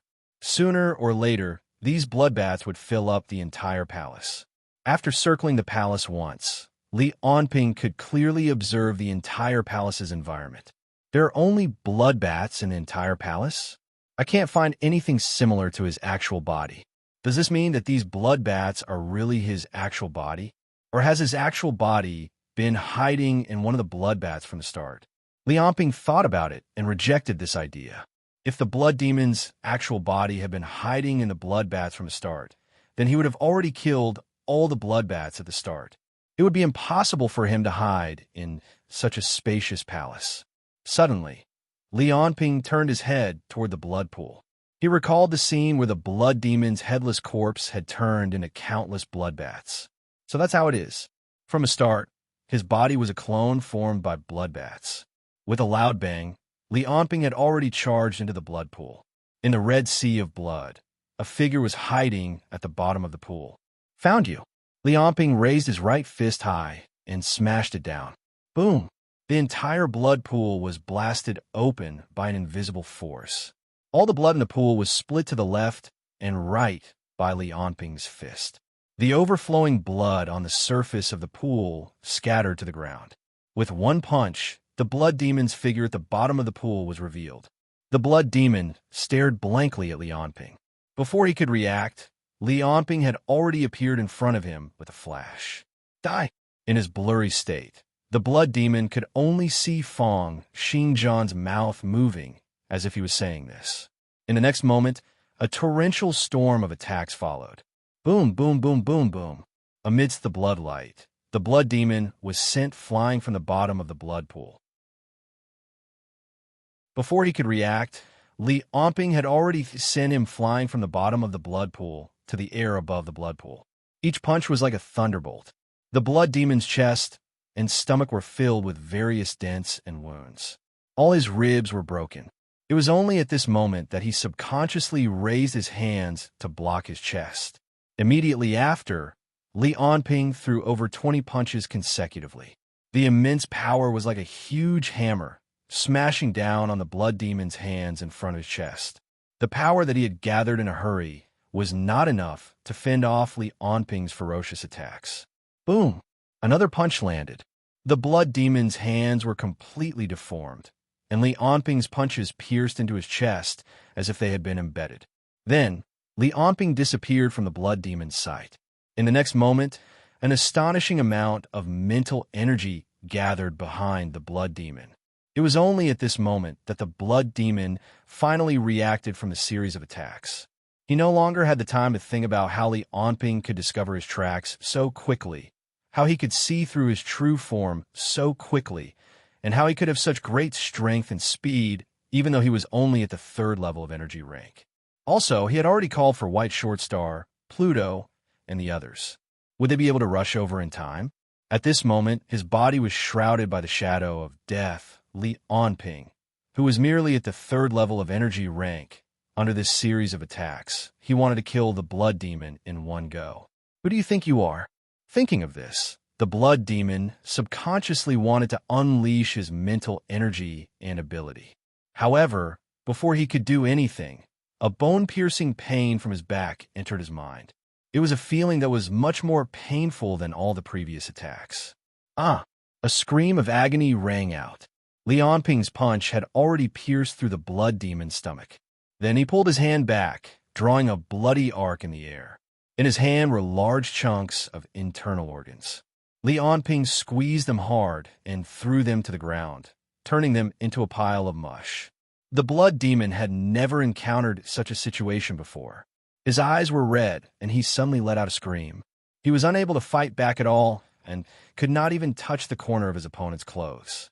A blood flame shot up into the sky and covered the blood demon's entire body.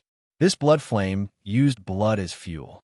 When spread to the enemy's body, it would use the enemy's blood as fuel and burn continuously until the enemy's blood was sucked dry. It was an extremely vicious ability. However, facing this terrifying flame, Li Onping suddenly charged forward and once again appeared in front of the blood demon. He directly punched the blood demon between his eyebrows. With a boom, the blood demon's entire head exploded. At the same time, a large amount of blood flame spread to Li Onping's arm. Li Onping did not even frown as he pressed one hand on the blood demon's shoulder. Boom! Blood light shot out in all directions, and the blood demon's body was pressed down toward the ground by the 5 steel-like fingers like a lead ball. The intense collision caused the ground to crack. The blood demon, who bore the brunt of this force, was now in tatters. There was not a single piece of undamaged flesh on his body. However, Li Onping did not seem to be in a good state either. The right arm he was holding onto was completely covered in blood flames, and sizzling sounds of burning flesh kept ringing out. However, Li Onping's expression did not change at all. He took out the high-frequency dagger with his left hand and slashed it lightly, cutting off the blood demon's entire right arm from the shoulder. The severed arm fell to the ground. The blood flames on it lost the nutrients provided by the blood and were extinguished a few seconds later. Only the charred arm was left. On the other side, a large amount of blood gushed out from the blood pool and came to the blood demon's side to be absorbed. The injuries on his body also recovered rapidly with the help of the blood. Li Onping stretched out his only left arm, grabbed the high-frequency dagger, and charged toward the blood demon on the ground once again. I'll take your life while you're down. I'll kill you in one go.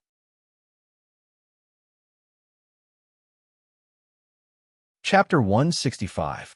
The air was filled with the pungent smell of blood, and red bats filled the sky as they charged toward Li Onping. However, these blood bats were too slow before Li Onping's unparalleled speed. In the world of extreme speed, Li Onping walked step by step toward Bloodseeker, who had fallen to the ground. With his superhuman speed, no matter how many blood bats there were in front of him, he could still dash through the tiny gaps between them. There were only a few spots that were completely blocked by the blood bats. Li Onping had no choice but to charge through them. However, with his astonishing strength, the result of his collision with the blood bats was that they were smashed into pieces. When Li Onping arrived in front of the Bloodseeker, the latter's body was still enveloped by the red blood flames. The high-frequency dagger in Li Onping's left hand slashed across the Bloodseeker's body with a force that could tear through everything. Even the blood flames on the Bloodseeker's body were forced to open up a clear path.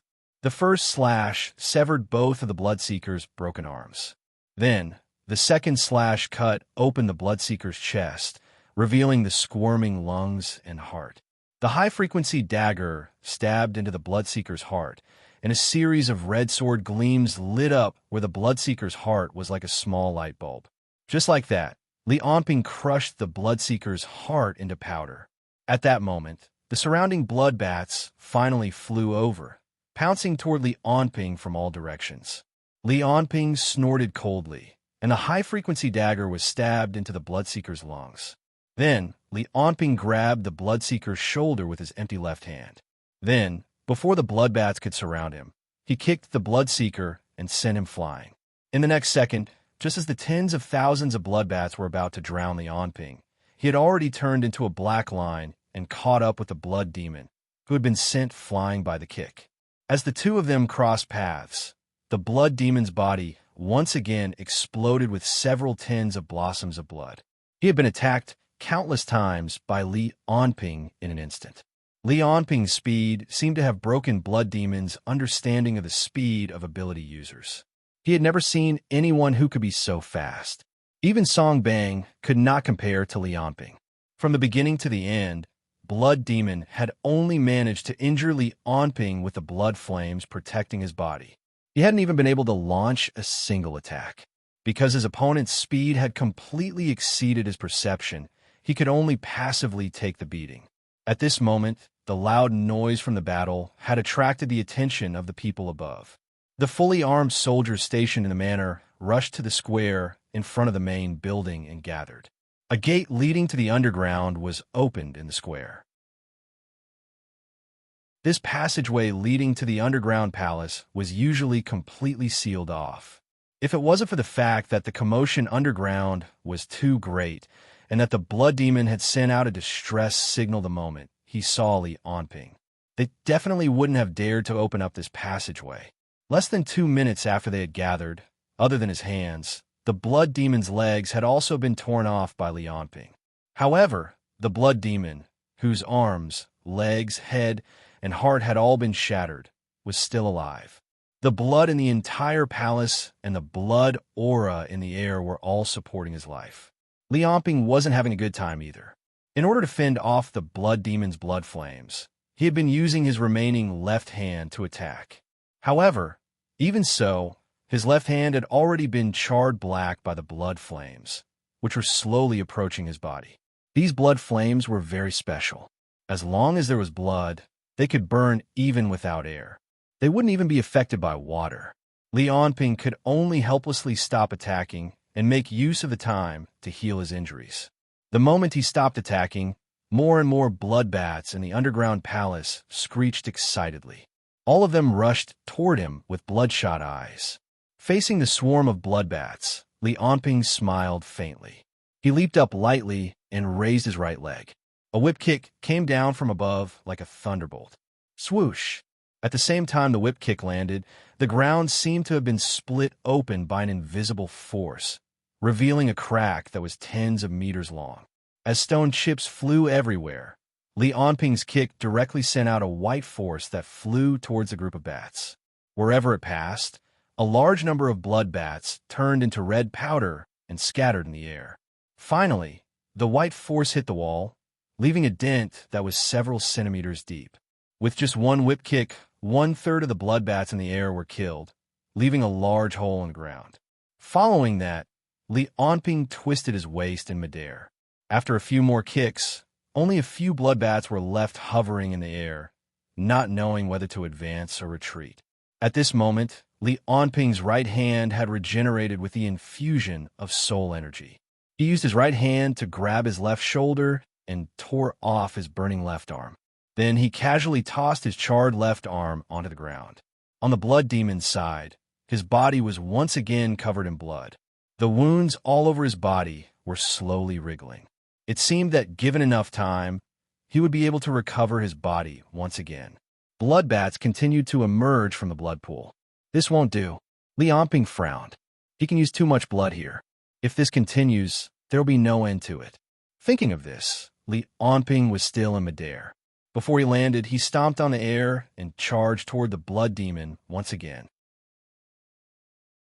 When he passed by a pillar, Li Onping waved his hand and sliced it open. There were many such pillars in the underground palace that were used to support the structure of the underground palace. He carried the pillar with one hand and went up to the blood demon. Then, he swung it toward the blood demon's battered body. Like a baseball, the pillars sent the blood demon flying. After smashing through over 10 pillars, the blood demon fell to the ground. This was to prevent the blood flames from burning his body once again. Then, Li Onping carried the pillar and charged toward the blood demon once again. Just then, kacha-kacha sounds rang out. A door opened, and many footsteps could be heard. Li Onping laughed coldly. Just in time. After saying that, he swung the pillar forcefully. A strong gust of wind blew toward the door, blowing the soldiers who had charged in first onto the ground.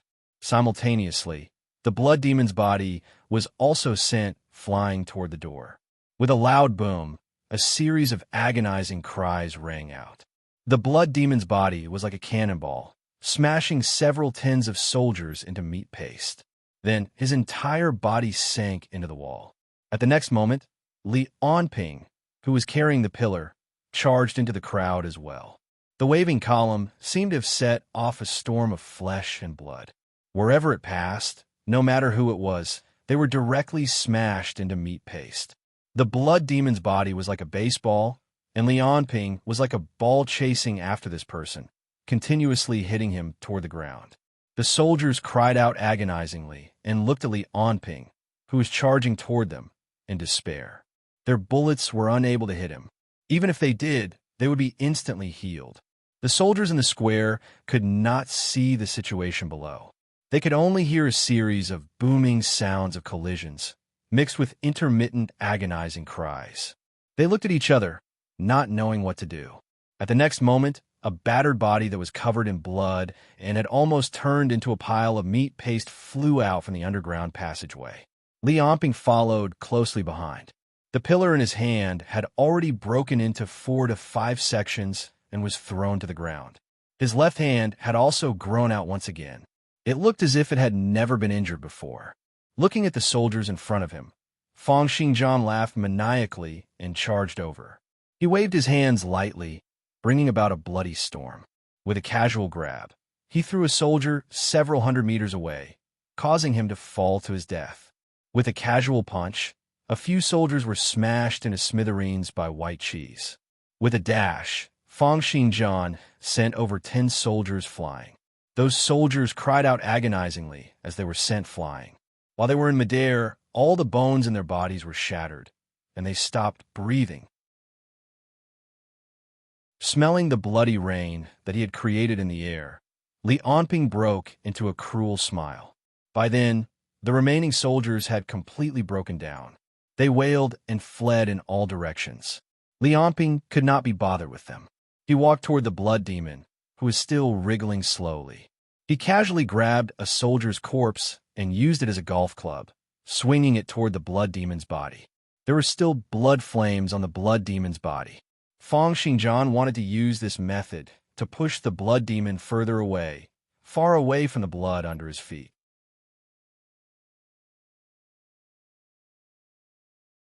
Chapter 166.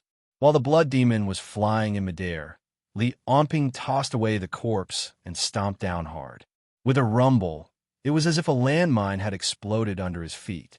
The entire world seemed to slow down once again. Li Onping leaped up next to the blood demon in midair and struck out with his palm. In an instant, the air gathered. The two of them were several tens of meters apart, and a stream of white air force struck the blood demon's body. The blood demon's body was sent flying from the explosion. Then another loud explosion rang out, and air currents scattered in all directions. The blood demon was once again struck by a stream of white air force and was sent flying up into the sky. The soldiers on the ground could only see streams of white light and thunderous explosions flashing in midair. Then 2 black shadows flew up into the sky, one after the other. Li Onping struck the blood demon's body with his palm, one after another. The blood demon's body shattered time and time again, becoming smaller. Many pieces of flesh fell down from midair. In the end, the soldiers on the ground could no longer see the two of them. Only the sounds of explosions continued to ring out in all directions from the sky. In less than 1 minute, Li Onping had struck the blood demon from the bottom up for over 1,000 meters, sending out several hundred palm strikes. Right now, the blood demon was only left with a piece of flesh that was the size of a fist, and it was wriggling slowly in midair. Having lost the environment that was filled with blood to replenish his energy, and having been continuously attacked by Li Onping for so long, the blood demon was already at the end of his rope. Killing intent spread out in midair, and Li Onping stared at the piece of flesh in midair. His vital energy gathered crazily toward his right fist. With his next punch, he wanted to kill the blood demon completely. Then, a shapeless shriek rang out from the piece of flesh. Ah! A sharp sound wave broke through the air and suddenly tore through the entire sky. Then, countless gushing sounds rang out from the ground. Splash, splash, splash, splash. It sounded like the sound of a great river flowing. This is... Li Onping frowned. The sound of blood flowing? As if they had been summoned by the emperor, all the animals within a range of 1,000 meters died instantly. Their bodies then exploded, and the blood in their bodies turned into streams of blood snakes that shot out into the air. Whether it was the soldiers, the ordinary staff, or even the cats, dogs, birds, and mice, they all exploded and died in an instant. They turned into tens of thousands of blood threads and soared into the sky, converging at the blood demon and Li Onping. They looked like countless red meteors. Among them, the most eye-catching one was a blood dragon that emerged from the ground. It was the blood of the underground blood pool. It formed a huge blood dragon with a diameter of 1 meter and a length of more than 10 meters. It flew towards the blood demon. This was the final struggle of the blood demon before his death. After this move, the Bloodseeker would not be able to use his ability for a few months. However, at this moment of life and death, he did not have the time to think so much. Thousands and tens of thousands of blood lines soared into the sky and converged in midair. Finally, they turned into an endless sea of blood and swept toward the blood demon in midair. The remaining pieces of the blood demon's flesh let out sounds of joy and kept on vibrating. Once the sea of blood enveloped the blood demon, his injuries would be able to recover. He could even turn the entire sea of blood into blood flames and unleash an earth-shattering attack. Just as the sea of blood was about to attack, a fair and powerful right hand with skin as delicate as that of a baby's grabbed the vibrating piece of flesh. Looking at the sea of blood that was sweeping toward him, Li Onping grabbed the fist-sized piece of flesh and stuffed it into his mouth. With a few crunching sounds, Li Onping swallowed the piece of meat in one bite. The blood demon was eaten by him just like that. Along the way, Li Onping's personality became more and more extreme, and his heart became darker and darker. Until today, when he faced the pressure of the Fire Dragon Vanguard in the League of Stars, he finally took this step and crossed this taboo, or should I say seal? After Li Onping swallowed the blood demon, the sea of blood that had gathered in midair lost control and returned to its original state. It no longer had extraordinary powers, nor the ability to fly. It directly fell from midair. It was as if the sky was raining blood. The blood of all the creatures within a 1-kilometer radius, as well as the blood that had gathered in the blood demon's underground palace for God knows how many years, all sprinkled down from the sky at this moment. How magnificent was this scene! It was as if the entire ground was dyed in a layer of red. After swallowing the blood demon, Li Onping felt an endless amount of power spread out from his body. Psychic energy rose up, burning on the surface of Li Onping's body like flames. Moreover, as the power in Li Onping's body grew stronger and stronger, so did the amount of psychic energy. It was like a giant fireball burning in the sky. If an ability user passed by here and looked at the sky, they would feel as if there was an extra sun in the sky. At the center of the psychic energy sun, Li Onping's body trembled nonstop, surging power pouring out of his body in torrents. Originally, swallowing the soul of a level 5 ability user was already a great supplement, let alone now that Li Onping had eaten it along with its skin and flesh. The veins on Li Onping's forehead bulged. He felt as if something in his body had been broken through. The barrier between level 3 and level 4 was instantly broken through. The range of his soul absorption also instantly reached an astonishing 600 meters. Meanwhile, his steel-like muscles bulged one after another. Then, astral winds surged, and a gust of wind blew out from Li Onping's body in all directions. Just the trembling of his body's muscles was enough to push aside the air, forming a hurricane. Right now, Li Onping's body surpassed the limits of the human body's imagination, once again improving. Under the improvement of his body, psychic energy crazily surged out from his limbs and bones, forming a several hundred-meter diameter, sun-like object in the air. A few minutes later, after a wave of crazy trembling, his body stopped growing. Right now, Li Onping's physical fitness had already reached 19. 8 in strength, 19. 0 in agility, and 20. 5 in stamina. The psychic energy on his body was even more so like a brilliant sun illuminating the great earth. Meanwhile, his ability rank had impressively reached level 4. Li Onping clenched his fists. Suddenly, he threw a punch toward the manor below him. There was a rumble. A huge white force followed Li Onping's fist and blasted toward the manor on the ground. The huge white force was about half an acre in size, and it smashed straight toward the ground. Before the force arrived, astral winds were already spreading in all directions. The huge force pushed aside the air, forming a hurricane. Large areas of the forest were blown askew, and the windows were shattered. In the next instant, the white force had already hit the ground. A series of banging sounds rang out, and the houses on the ground immediately collapsed. Faced with Li Onping's punch across the air, they were like toys made of paper, instantly shattering and turning into ruins. The feeling it gave off was as if a child had casually slapped away the sandcastle he had built on the beach. As the force came into contact with the ground started to sink and cave in.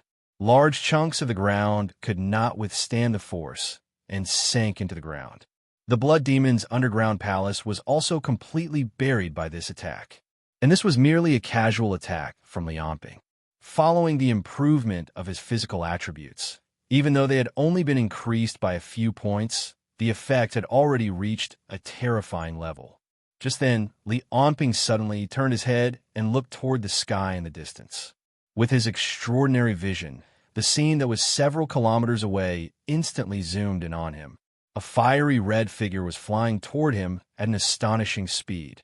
Wherever the figure passed by, the sky seemed to be dyed red. Large patches of clouds were scattered by the astonishing heat, leaving behind a long line of fire. "Zhu Rong," Li Onping said calmly.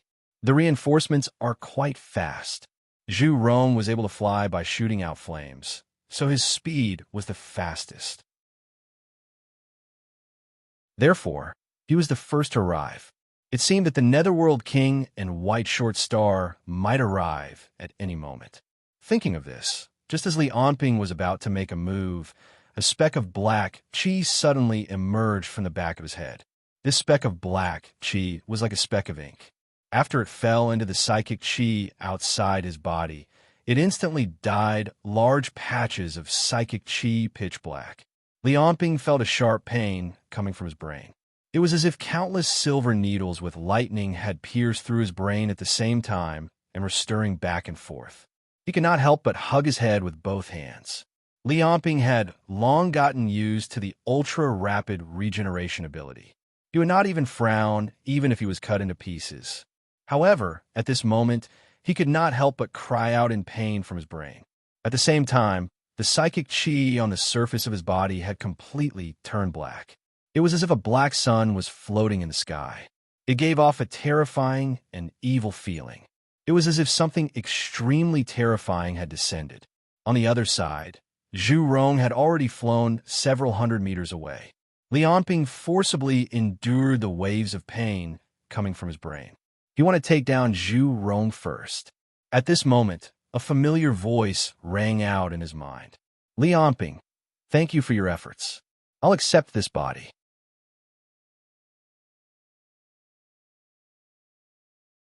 Chapter 167. As the voice rang in Lianping's mind, he felt as if a pitch-black figure had appeared in his mind. Black, it's you? Lianping was shocked and angry. He felt that his body was beginning to lose control. It's me, Lianping. You've had enough fun, haven't you? It's your turn to give me your body. Black laughed strangely. Then, Lianping felt a consciousness hovering in his mind, as if it was trying to expel and destroy his consciousness. Give up. You have no chance of winning the war of consciousness. Lianping hugged his head with both hands. Waves of pain came from there, making him want to tear his head apart. In the world of consciousness, the part of Lianping that represented Lianping was being invaded by a large mass of black matter. The part of his body that represented Lianping was gradually decreasing. Black's figure appeared in Lianping's mind again. His body was pitch black, his feet were stepping on black flames, and there were 2 horns on his head. He looked extremely arrogant, just like the legendary demon that brought death and fear. Lianping, if it weren't for me, you would have been a dead man. Now that I've let you live for so long, you should be satisfied. In his mind, Lianping's figure also appeared. He looked exactly the same as he did in reality. He said angrily, Black, you did save my life. If you have any request, I won't refuse. But if you want to kill me and replace me, even an ant wants to live. How can I not resist? It's useless even if you resist. On Black's body, the pitch-black flames surged. He had already rushed towards Lianping. In Lianping's mind, the 2 different consciousnesses immediately began to fight. However, Black's consciousness obviously had the upper hand. Every punch and kick of his could smash Lianping into pieces. Although Lianping could resurrect every time he was killed in the world of consciousness, he would feel that he had become a little weaker after each resurrection, and the darkness in his mind would occupy a larger area. When Lianping and Black were fighting in the world of consciousness, Zhurong also rushed over. In his eyes, Lianping was holding his head with both hands, motionless. Black's psyche chi surged all over his body as he slowly descended from the sky. Lianping, how dare you come here alone? Zhurong growled out while condensing 2 room-sized fireballs in his hands, darting towards Lianping and yelling, Today, you will die right here as my first contribution after joining the Fire Dragon Vanguard.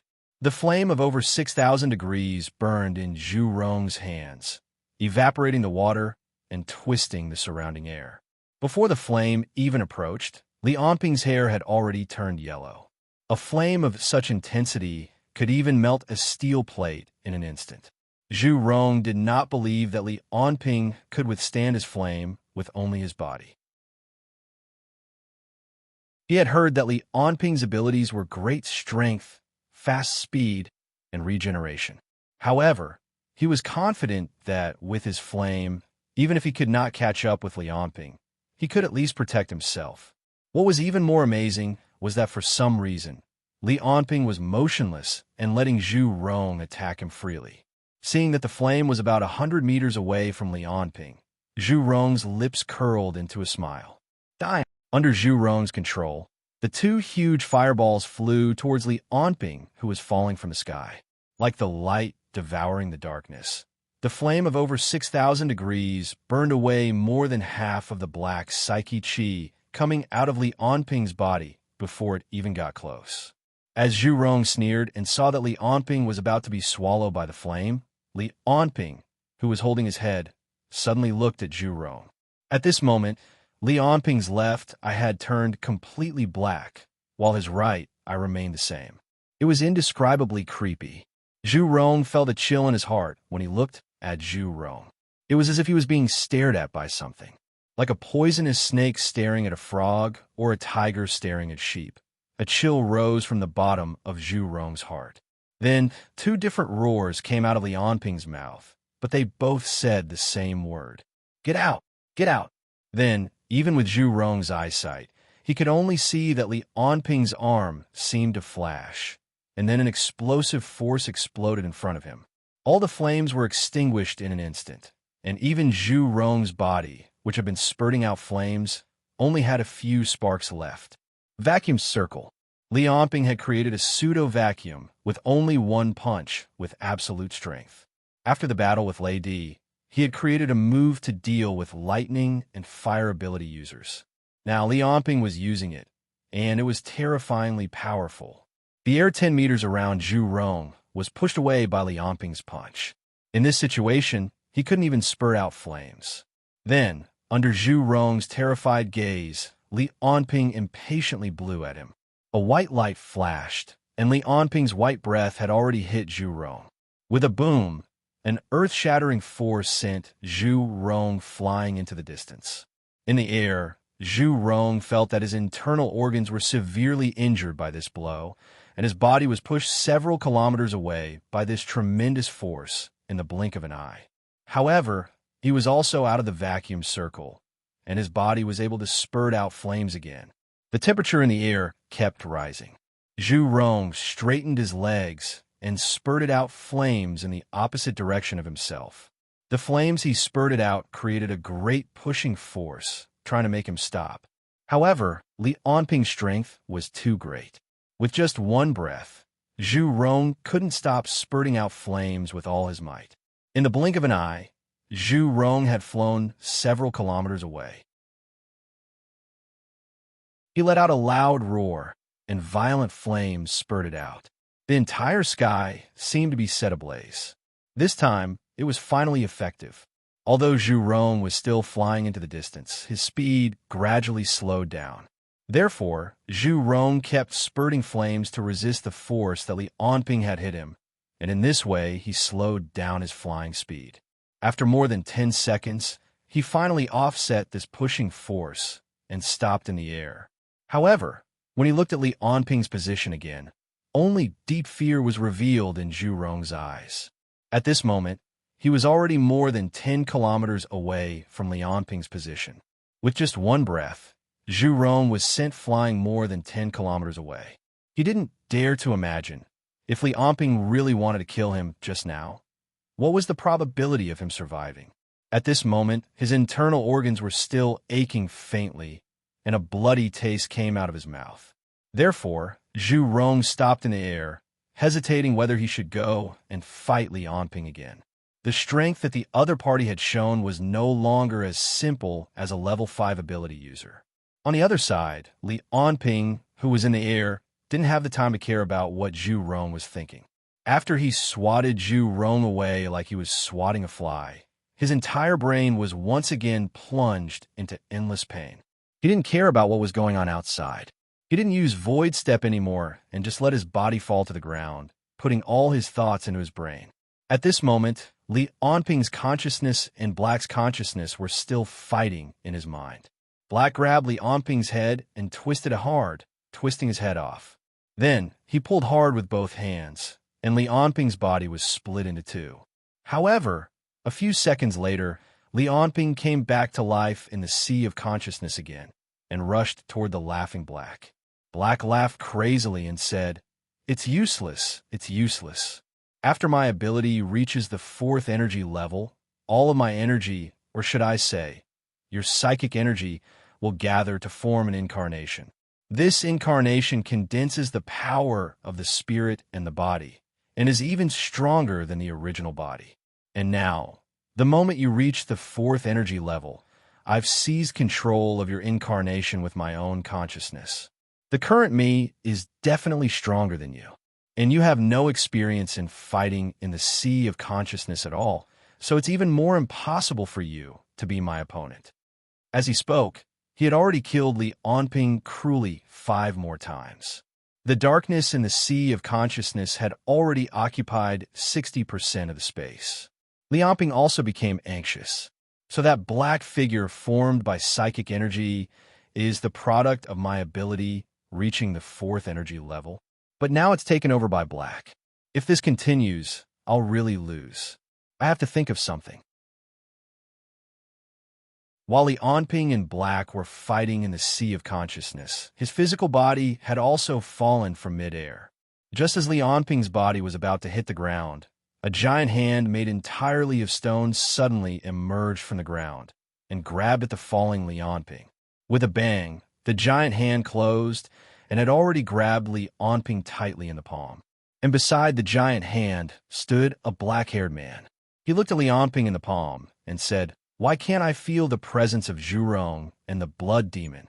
The stone hand trembled, and then the stone kept twisting and sinking, forming a man's face.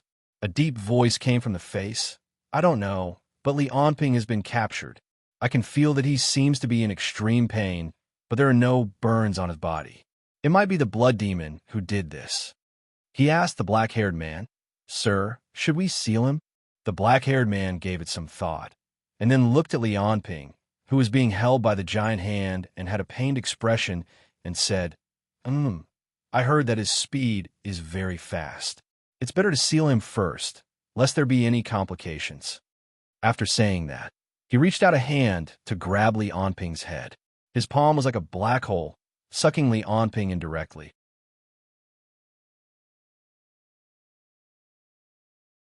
Chapter 168. The black-haired man was Pluto. The ability he used to absorb Li Anping was called the Underworld. Everyone who had seen this ability, except for Bloodseeker and White Short Star, had been sucked into the Underworld. Even Zhurong, who had joined the Fire Dragon Vanguard, did not know about Pluto's ability. The Underworld was a very special ability. The condition to activate it was very simple, which was to be touched by Pluto.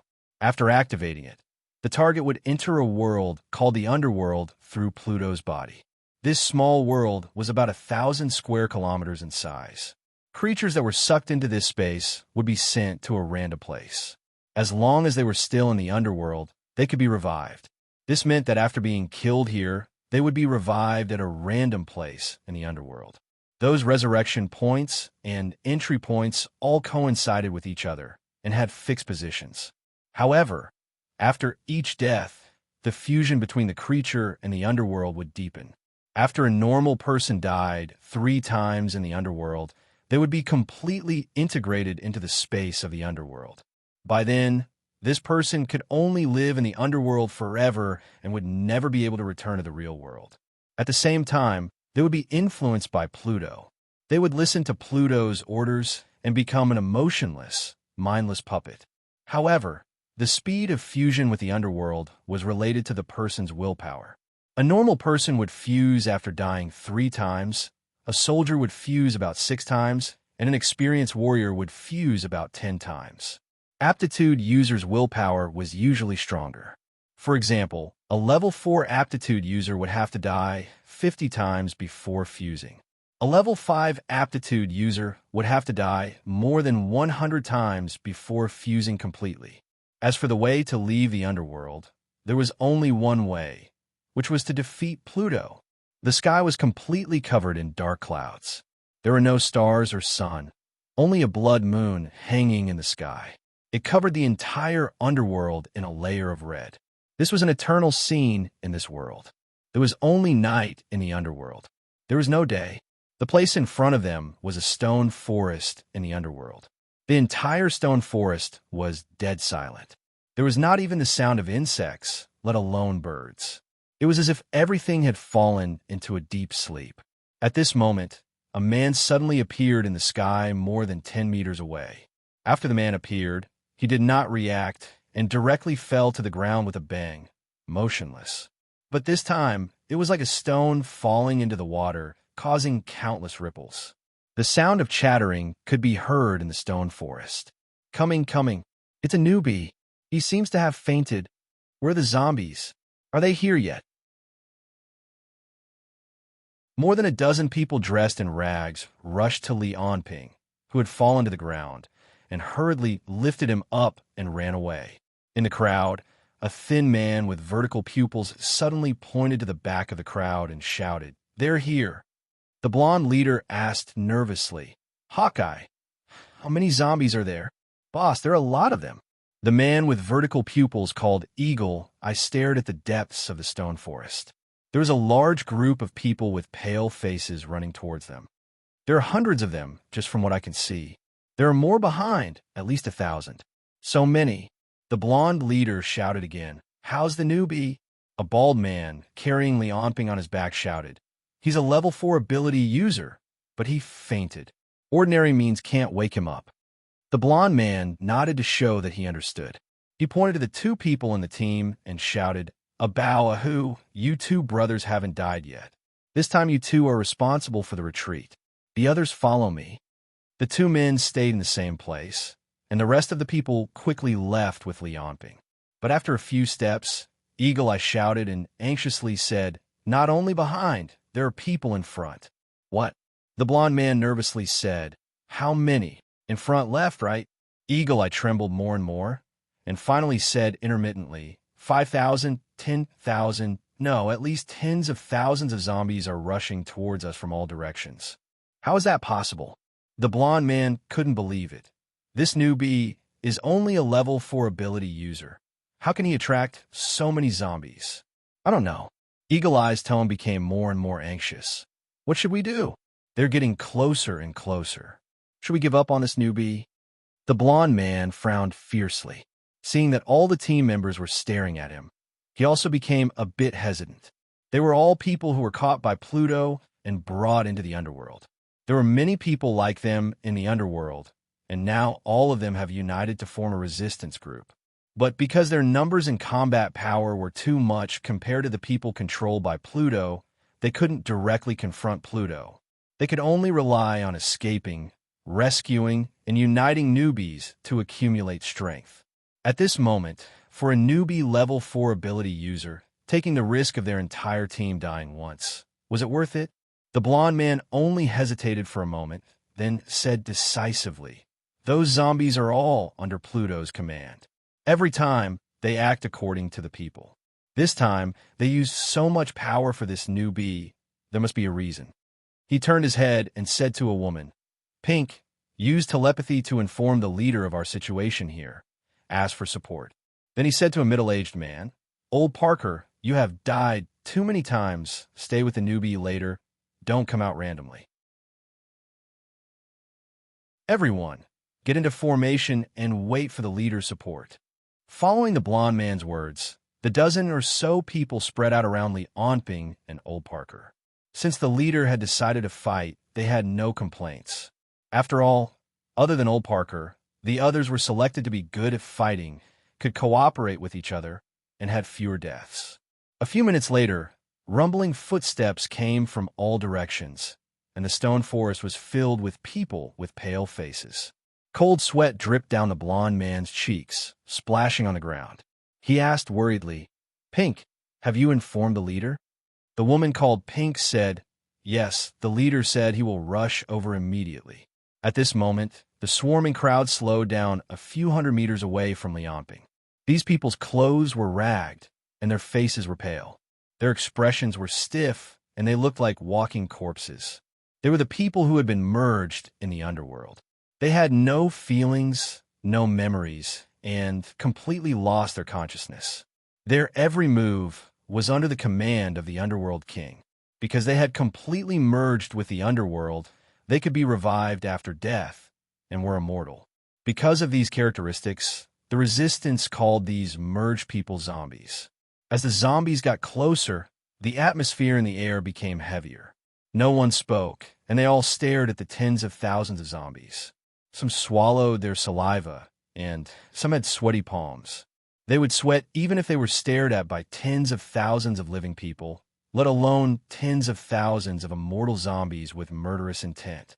The blonde man in the lead pursed his lips, and his body slowly lit up with thick psychic chi. Following his action, more or less psychic chi emerged from the bodies of the dozen or so people in the team. The team members led by the blonde man were all aptitude users. As psychic chi rose from their bodies, the surrounding zombies all raised their heads and opened their mouths to howl. Tens of thousands of people howled into the sky at the same time, and all of them howled like ghosts and gods. This scene brought about immense pressure. Moreover, as the zombies howled, specks of psychic chi emerged from their team as well. Most of these zombies were ordinary people. On average, there would be one aptitude user for every 5,000 of them. While the resistance faced this army of zombies, they also had to deal with 10 immortal aptitude users. Looking at the zombies howling into the sky, the blond man shouted, "So annoying." Then, he threw a punch toward the group of zombies. As this punch was thrown, a purple light shot out. Wherever it passed, hundreds of zombies were all crushed and sent flying. This was the blond man's ability, the materialization of power. He could turn invisible power into material attacks and throw them out. As this punch was thrown, tens of thousands of zombies howled and charged toward Li Onping and the others. The resistance also started to use their abilities to attack. A great battle unfolded under this blood moon.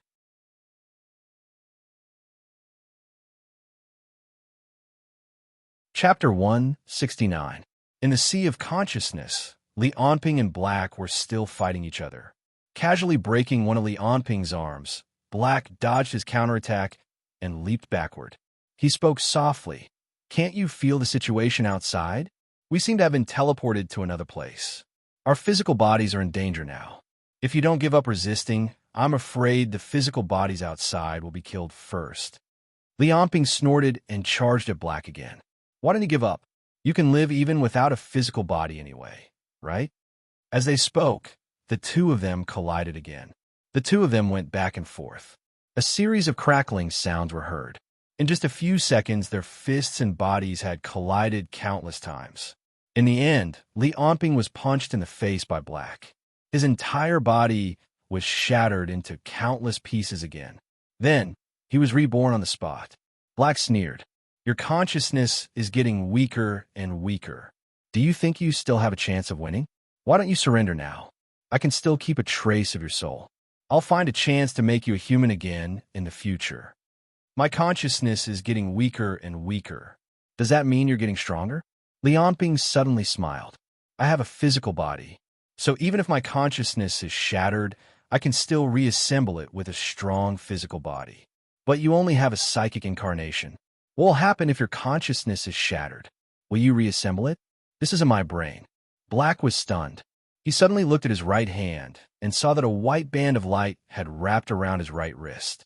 He did not know when it had appeared on his originally pitch-black body. That meant that Li Onping's consciousness had begun to invade his world of consciousness. "Ha ha!" Black laughed. "Li Onping, I really did not choose the wrong person. Your talent is unparalleled. You've discovered the trick of the consciousness battle in such a short time. You can enter my consciousness, and I can also penetrate your spirit. This is a collision between souls. It depends on willpower and endurance. I will never lose to you in this aspect." Li Onping said indifferently, "And if you are defeated by me here, even if it's only once, I will expel you from my body." Black stopped talking. Li Onping was right. As the intruder of consciousness, he was like a rootless duckweed. If he did not seize the psychic incarnation in advance, he would not even be able to manifest his own consciousness to attack Li Onping. Now that he was defeated, he could only retreat with Li Onping's psychic incarnation. However, once he did that, how long could the psychic incarnation survive without the nourishment of Li Onping's psychic incarnation? Once the psychic incarnation dissipated, Black, as its consciousness, would die as well. That was the reason why he wanted to seize Li Onping's consciousness. A black shadow flashed by, and Li Onping's chest was punched through by Black's fist, turning him into a cloud of flesh and blood. Looking at Li Onping, who was reborn, Black did not say a word and rushed forward. Since his opponent had decided to fight to the end, Black would not try to persuade him anymore. He wanted to kill Li Onping again and again until his soul completely dissipated. Although Black's strength was stronger than Li Onping's, if he were to be defeated once during this process, he would fail completely.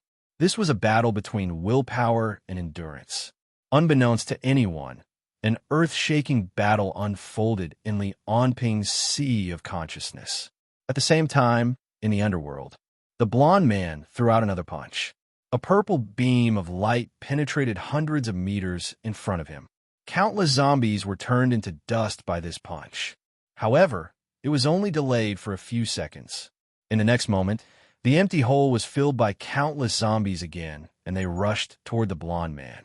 In the depths of the stone forest, there is an endless stream of zombies coming out and joining the siege. Until now, just the siege of these ordinary zombies had depleted more than 30% of the man's psychic energy and physical strength. 4 of his team members had been killed and reborn. However, the number of zombies did not decrease. Instead, it kept on increasing. The man shouted again and waved his fists, blasting away a large number of zombies in the surroundings. He then shouted, "Pink, how much longer until the leader arrives?" The lady named Pink smashed the head of the zombie with a punch and shouted, "5 more minutes." A stream of flames spewed out by a zombie flashed past Eagle Eye, and he leaped toward the blonde man. "Captain!" The golden-haired man turned around, and with a single punch, a purple ball of light struck the fire-breathing zombie's body, shattering it into pieces. After turning into a zombie, regardless of whether it was an ability user or an ordinary person, they would lose their sense of self and only know how to carry out orders rigidly. Their battle prowess would be much lower than before. Their advantage was their ability to be reborn continuously and their snowballing numbers. No problem. Looking at the team members who were helping each other and struggling to kill the zombies, the blonde captain thought, 5 minutes is enough. As long as the leader arrives, we'll be safe. This time, Pluto sent so many zombies to deal with this newcomer. He must be extraordinary. Maybe our chance to turn the tables is on him. Just when the blonde captain thought that there was no problem, Eagle Eye shouted, "It's Sandstorm. He's flying over." Hearing the 2 words Sandstorm, the blonde captain was shocked. "Where?" Eagle Eye pointed to the northeast and said bitterly, "Why would Sandstorm come over? He's a level 5 ability user. This newcomer is only a level 4 ability user. Why would they send him over?" The golden-haired captain roared and swung his hand 180 degrees. A purple blade light swept through the air, directly cutting hundreds of nearby zombies in half at the waist. The team members took advantage of this opportunity and all came to the captain's side. More than 10 people formed a circle and formed a line of defense. The blonde captain turned his head and stared at the northeast sky. A few seconds later, even he could see with his naked eye that a sandstorm was coming towards them. "It really is Sandstorm," he muttered. Why would they send Sandstorm for this newcomer? He thought, if this newcomer is really so important, then we can't let him go. He shouted, "Everyone come over. Priority is to protect the newcomer. We must wait for the leader's support. Fleetfoot, at the last moment, you carry him and break out." He understood that if Sandstorm succeeded in killing everyone and the newcomer, then once they respawned, they would be besieged at other respawn points. If they encountered a respawn point that was occupied by non-resistance, then they might even be killed again. Originally, their team had only come to investigate this respawn point. They didn't expect to meet a newcomer, nor did they expect that the newcomer would attract the attention of Sandstorm. Then the most important thing now was to protect the newcomer. This newcomer was obviously very important. Otherwise, the zombies wouldn't have attacked with such force. Every time the zombies attacked a respawn point, they would arrange their forces according to the strength of the target. How long had it been since the last time Sandstorm had attacked? The blonde man couldn't remember clearly. He only knew that he had to protect this newcomer, even if he had to die once because of this. The one called Fleetfoot was a teenager. When he heard the captain's orders, he nodded seriously and didn't refute. However, there was someone who clearly didn't think this way. The one called Bao, who had originally stayed behind to cover the retreat, used the sharp claws of his hands to tear several zombies to pieces. He roared, unconvinced.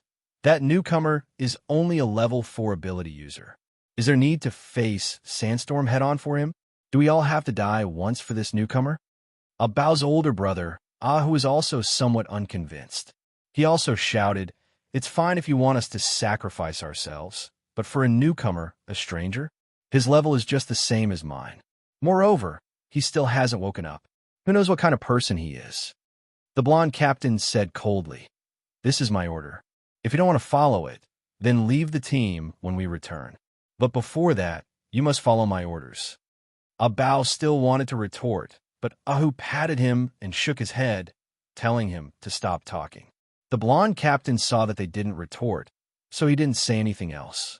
At this moment, even the zombies' attacks had stopped. Everyone stared closely at the sky, full of yellow sand that was getting closer and closer. The earth-shattering yellow sand filled the air like a layer of yellow clouds, covering the entire sky. When a yellow sand arrived in the air above Li Onping's location, the sand had already formed a several dozen-meter-long human face. The sand face opened its mouth wide, swallowing everyone on the ground. He wanted to devour all the rebels, including Li Onping, and kill them all in one gulp.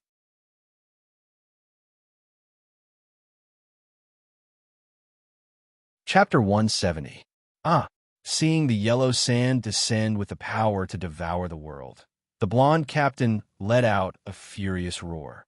Psychic energy frantically gathered in his right fist, and at the same time, his tightly clenched right fist emitted an astonishing purple glow. He could materialize his strength, and now he was accumulating his strength by clenching his fist. This was equivalent to exploding with several times the strength of a single punch. Unfortunately, this kind of storage was not infinite.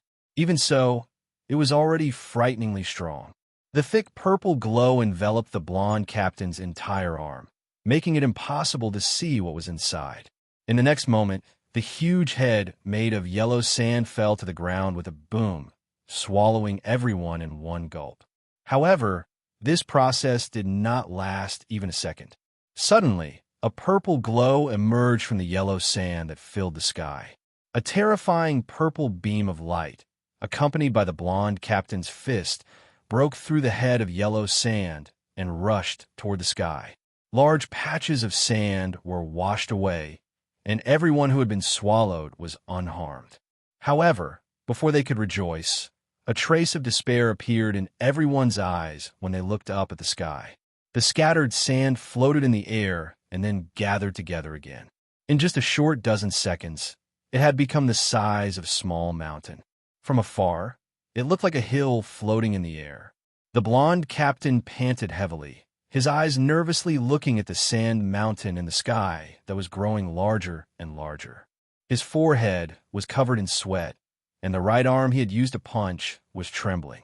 That punch had consumed more than 90% of his psychic energy and stamina. However, a pure physical attack had no effect on the sand. He had only wanted to buy time with that punch. However, at present, it seemed that a pure physical attack had little effect. In the blink of an eye, the sand mountain had doubled in size, with a radius of several hundred meters. The sand mountain, which was completely made of sand, smashed toward the ground with an astonishing momentum. Before the small mountain approached, a gust of wind blew in their faces. Several people in the team even felt their legs go soft, and they sat down on the ground. Imagine a mountain falling from the sky. What kind of oppressive force was this? How frightening was this? It was simply beyond the scope of what a human could achieve. Faced with an attack like this that threw a mountain, no one present could resist. Even if the golden-haired captain was still in peak condition and could still unleash a charged attack, the mountain above him would still be helpless against him. Everyone stared blankly as the sand mountain descended from the sky. When a mountain was about 100 meters above their heads, the entire sky was covered by a black shadow. Their vision was filled with yellow sand, and they could see the bottom of the sand mountain clearly. Grains of sand fell from the top and landed on the ground. At this critical moment, when everyone was about to be smashed into meat paste, a black light shone above everyone's head. The next moment, the black light rapidly expanded, turning into a huge black plane that caught the entire mountain of sand. No, it didn't catch it. The black plane was like a spatial tunnel that led to an unknown area. All the sand disappeared after falling into it. The entire sand mountain sank into the black plane at a speed visible to the naked eye. It didn't fall on the team members' heads. After the disappearing sand mountain sank into the black plain, another similar black plain appeared about a kilometer away. Every time the sand mountain above everyone's heads sank an inch, a part of the sand mountain that had originally sunk would appear below the new black plain. This huge black plain was actually a teleportation door. It directly blocked the sand mountain and teleported it a kilometer away. A kilometer away, the huge sand mountain fell from the sky and landed on the ground. With a boom, a huge wave came from the ground, and tens of thousands of zombies were directly smashed into meat paste. Below the black spatial tunnel, the team members' faces were filled with the joy of surviving a disaster.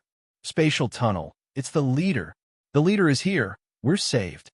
The golden-haired captain saw the sand mountain break in an instant, but he wasn't surprised at all. Instead, he calmly shouted, "Everyone gather together and get ready to leave." Hearing this, the other excited people also reacted in the blink of an eye.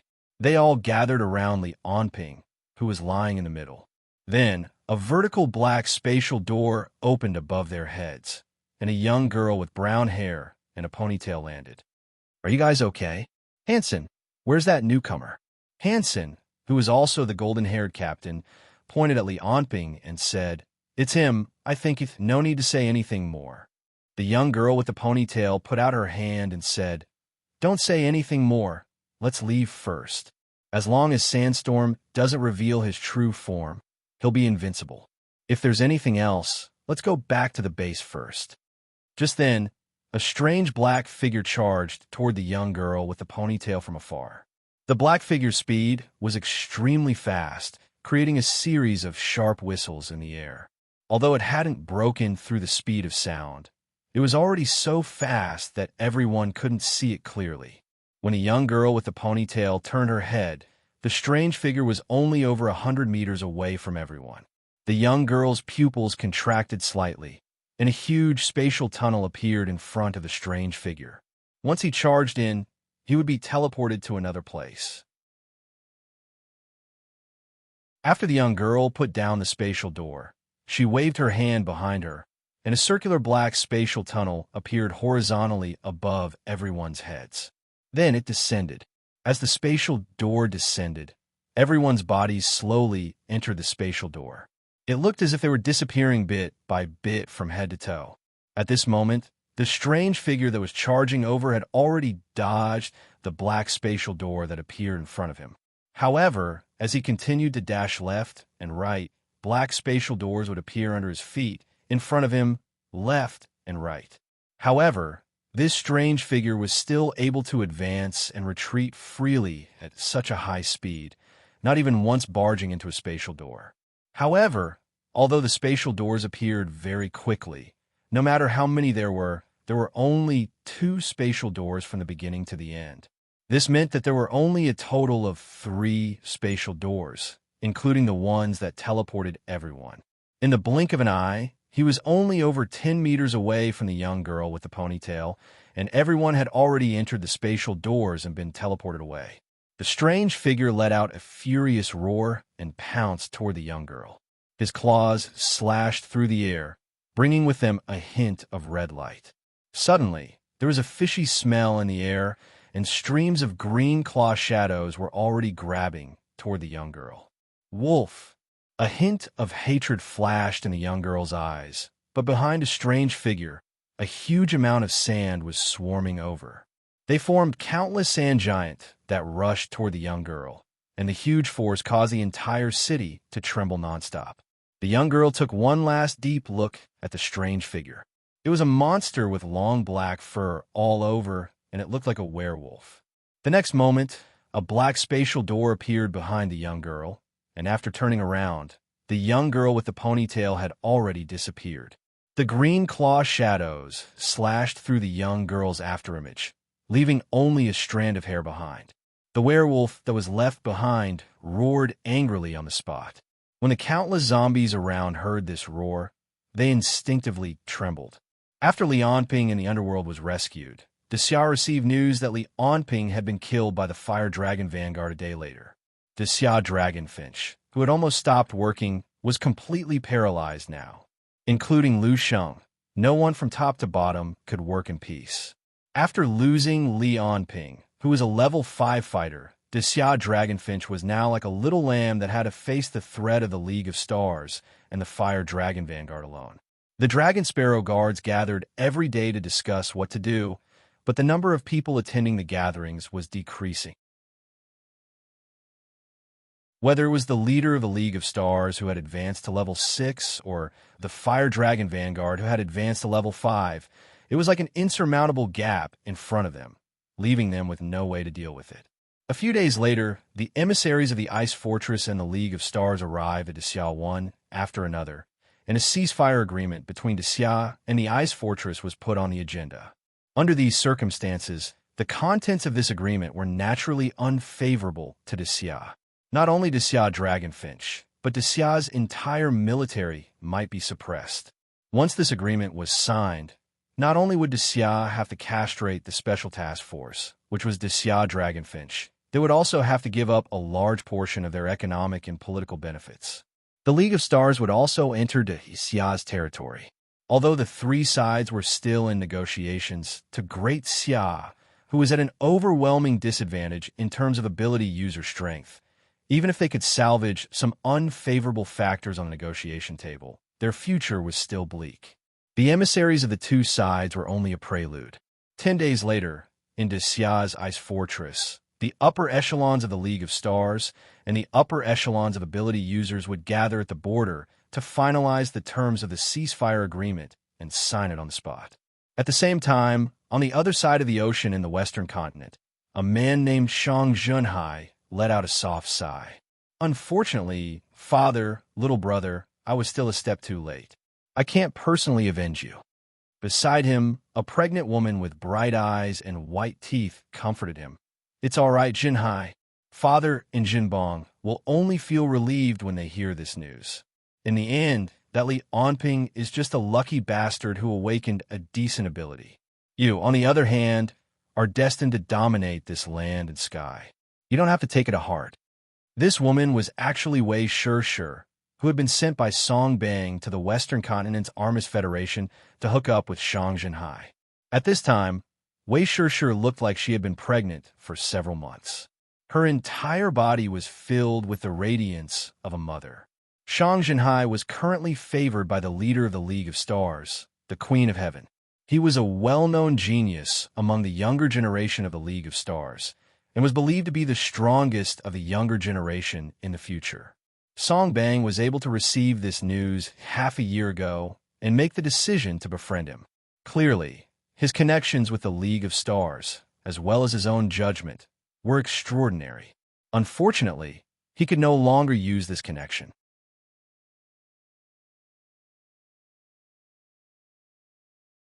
Chapter 171. In the underground base in Tianjing, Li Qian, Lu Sheng, Yang Guang, and Lu Feng were gathered together.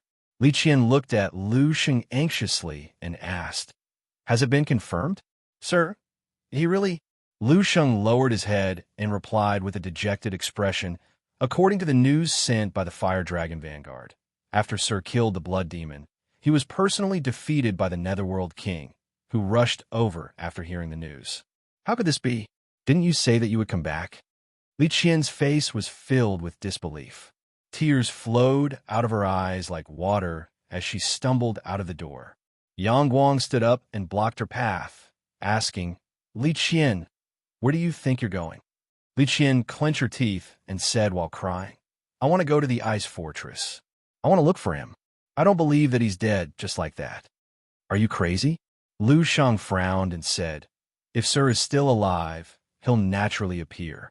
If Sir is really dead, then what's the point of you going to the Ice Fortress?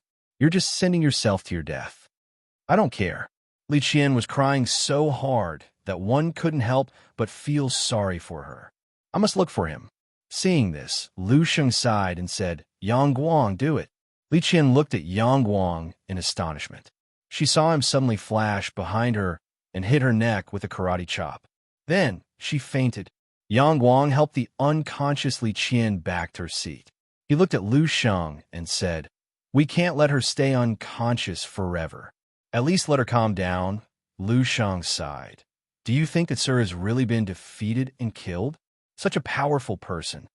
Lu Fang's tone revealed an unusual calmness. The emissaries from the League of Stars and the Ice Fortress have already arrived in the Imperial City. This information shouldn't be wrong. To be able to fight against several level 5 ability users and kill the Blood Demon by himself is already an astonishing achievement. What we should be thinking about now is not the authenticity of the information, but what we should do if Sir fails. Lu Shang nodded. He was also immersed in shock and disbelief at Li Anping's failure. After all, with the strength Li Anping displayed, it was always surprising that he died so easily. This was especially so for those in the Great Xia Dragonfinch. They knew Li Anping's strength better than outsiders. However, he now understood that Lu Feng was right. No matter how powerful Li Anping was in the past, his death was meaningless. What was more important now was how the Xia Dragonfinch was going to deal with the upcoming League of Stars and Ice Fortress. And what would they and their subordinates do in the armistice agreement? Immediately, the two of them began to discuss various aspects. However, when they heard the two of them discussing how to preserve their strength, how to deal with the pressure from the Ice Fortress and the League of Stars, as well as the arrangements for the Dragon Sparrow Guards and the 8th Research Institute, Yang Guang didn't say a word. Yang Guang, don't you have anything to say? Lu Shang glanced at Yang Guang and asked. I don't have anything to say. When Yang Guang heard this, he suddenly stood up and walked towards the door. This isn't the first time there's been news that isn't favorable to Master. Every time, Master has returned victorious. I believe this time won't be an exception. Also, didn't Momo say that Master's second ability didn't stop or disappear? The monitoring system is still operating every day. This means that Master isn't dead. Yang Guang turned his head, his eyes filled with fervor. Master's growth in strength is obvious to all of you. One day, he will become the strongest human in the world. Therefore, I will quietly wait for Master's return. Looking at Yang Guang's departing figure, Lu Shang and Lu Feng didn't say a word. Both of them were silent, and no one knew what they were thinking. While some of the leaders in the base were thinking about the Xia Dragonfinch's future, the soldiers below were also thinking about something. At the bar, Yin Bei finished the large glass of beer in front of him. Beside him, Tang Weihan, who had transformed into a teenager, was holding a glass of milk and staring at the beautiful women dancing on the stage. At this moment, someone suddenly sat beside Yin Bei and asked in a friendly tone, Why are you drinking alone? Aren't you bored? Yin Bei glanced at him. It was Zuomai, whom he hadn't seen in a long time. He didn't care about Zuomai. He raised his glass and knocked on the table. Another glass of cold beer. Zuomai already knew about Yin Bei's arrogance. Seeing that Yin Bei didn't care about him, he laughed. Li Anping is dead. What do you plan to do in the future? Hearing Zuomai's words, Tang Weihan, who was holding a glass of milk, turned his head and stared at Zuomai. Zuomai smiled at him and said, The last time I was on a mission, I met people from the Wang family. Guess what they said to me? Yin Bei snorted. If you have something to say, just say it. Don't beat around the bush. Zuomai laughed. The two of you, do you want to consider going to the Wang family with me? Looking at the two of them, Zuomai said seriously, The Xia Dragonfinch is about to collapse. Do you want to die with him? A fine bird chooses a tree to nest in. The Wang family's offer is quite good. If we go now, the League of Stars and Ice Fortress won't blame us for the Xia Dragonfinch. Think about it carefully. After that, Zuomai patted Yin Bei's shoulder and left without looking back. After watching Zuomai leave, Tang Weihan drank a few mouthfuls of milk. Finally, he couldn't help but ask Yin Bei, Do you plan to go?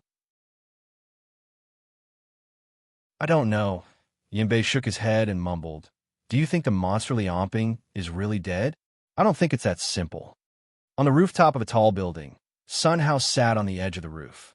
His legs were dangling as if he was going to fall off at any moment. He was holding a bottle of wine in his hand. He raised his hand and drank the last mouthful of wine before throwing it behind him. The bottle hit the ground and shattered into pieces. Near the pieces, there were more than 10 broken bottles. Qian Duo pushed his wheelchair out from the corridor. He frowned when he saw the bottles on the ground. He then reached out his hand towards Sun Hao. An invisible telekinesis rushed towards him and lifted Sun Hao up in front of him. Sun Hao was shocked. He then saw Qian Duo and laughed. He said drunkenly, "Why are you here? How about it? Do you want to have a drink with me? Lu Sheng and the others are looking for you everywhere. Do you know that?" Qian Duo asked calmly. Sun Hao burped and said carelessly, "So what if they're looking for me? What's the point of looking for me in this situation? I'm not Lianping. I can't fight my way to the ice fortress alone." After a moment of silence, Qian Duo asked, "Are you angry at him?" "I'm angry at myself." Sun Hao sighed and said, "I understand why he doesn't want to bring us along. In a battle between level 5 ability users, we might just be a burden. But I really want to help. Even if it's just to delay them for a few seconds and attract their attention, maybe the situation wouldn't be as bad as it is now." As he said this, Sun Hao clenched his fists tightly, the veins on his fists popping out. Moreover, as Sun Hao's fists clenched tighter and tighter, traces of electricity also appeared. When Qian Duo saw Sun Hao like this, he took a deep breath and said slowly, "I know that right now, no matter what I say to you to calm down, endure silently, work hard to become stronger, and take revenge 10 years later, you won't listen." But Qian Duo's expression changed and said, "Do you really think Li Anping is dead? What do you mean?" Sun Hao looked at Qian Duo in confusion. A body that can exceed the speed of sound, strength of at least 1,000 tons, and even now, it still hasn't reached its limit. There's also the rapid regeneration ability that breaks through human common sense. There's also the ability to learn as if it's an instinct in battle. Looking at the surprised Sun Hao, Qian Duo smiled confidently and said, "Strange, how do I know this so clearly? To deal with someone, you have to understand them first. I don't trust Li Anping as much as you do. But it's because of this that the more I collect information on him, the more I understand how terrifying he is. It's very hard for me to believe that he died so easily, even if he was facing 4 level 5 ability users. Until I actually see his body, I won't completely believe that he's dead." Sun Hao nodded vigorously. His eyes seemed to have recovered some vitality. "You're right. Maybe Li Anping really isn't dead. If he's not dead, then we might still have a chance against the League of Stars and the Ice Fortress." Qian Duo nodded, but a trace of sadness flashed through his heart. Although he said this, he didn't know how much comfort there was in his words.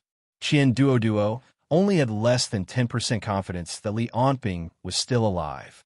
He thought to himself, "No matter what, we have to prepare for the worst."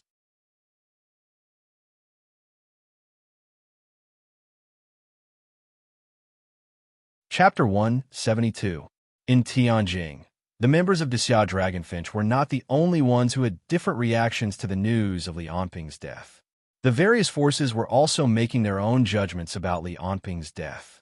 The Zhang family of the 9 great royal families had been completely excluded from the 9 great royal families because they had previously joined Li Anping's side. The Zhang family's forces had been completely wiped out, and they were losing millions of people every day. Some of the first-rate and second-rate families that were on good terms with the 9 great royal families in the past had changed their minds and were itching to step on the Zhang family.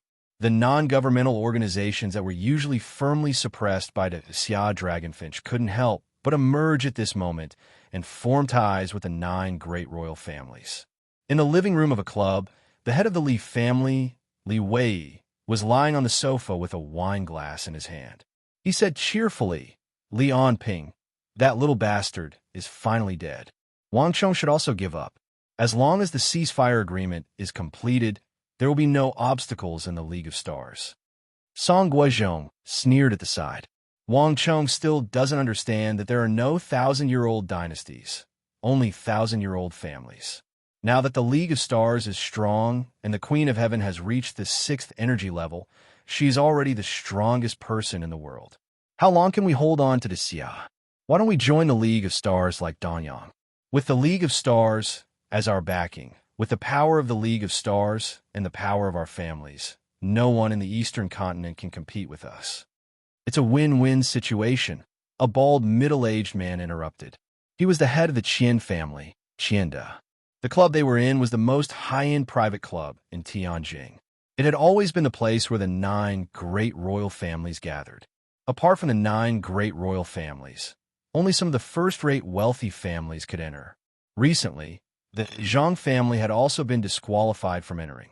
Clearly, the suppression of the Zhang family was completely out in the open. On the other hand, because the Zhang family had been severely suppressed, the Wenqi sect had also stopped providing financial compensation after receiving the news of Li Onping's death, which directly caused the 8th Research Institute to be half-paralyzed. Sherwin said angrily, "What's going on? Why did you pull away the funds at such a crucial time? Do you know that our research has reached the most critical point? If it succeeds, it might change the entire history of mankind." Wei Zhuan sighed and said, "I don't know the details. Anyway, the government suddenly stopped funding. I couldn't get through to the Lord either." After that, the two of them continued to discuss the solution, thinking about how to contact Li Onping and which government department to contact. Should he look for the few ability users who were in charge of guarding this place some time ago?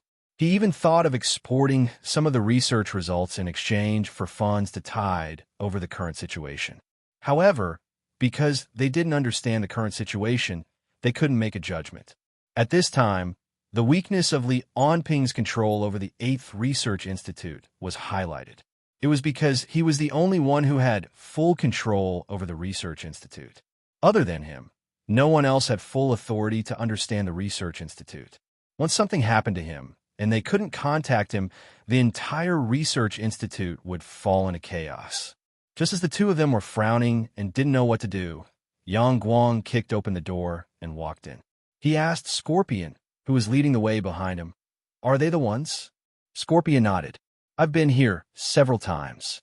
Judging from the way the Lord is talking to them, they should be in charge of the 8th Research Institute." Yang Guang glanced at Wei Zhuan and Sherwin, saying, "Lord Li Onping will be leaving for a period of time. I'll be in charge of the defense of the Research Institute. I won't care about your specific work, nor do I have the right to know the secrets of the Research Institute. But if you have any requests or problems, you can tell me at your discretion, and I'll help you solve them. During the period when the Lord is away, I'll be in charge of protecting the Research Institute." Wei Zhuan and Sherwin were overjoyed to hear this. They immediately brought up the problem of the lack of funds. Yang Guang frowned. This was not a problem he was good at solving. However, Lu Sheng should be able to temporarily allocate a portion of Xia Dragonfinch's funds to support the needs of the Research Institute.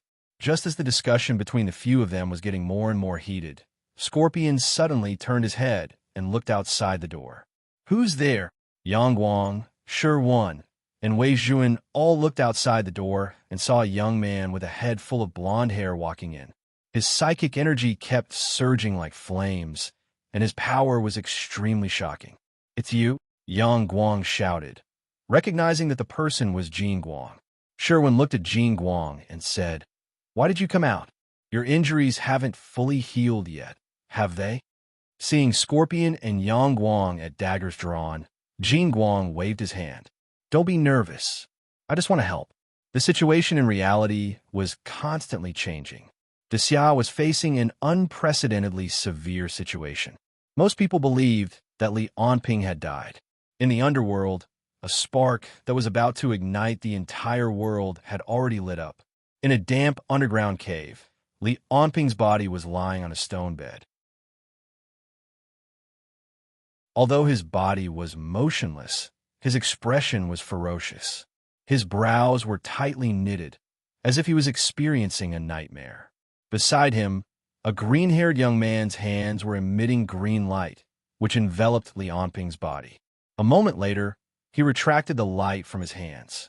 Behind him, the ponytail girl who had saved the entire team from the sandstorm asked anxiously, "Kevin, how is he?" "I can't, Emma."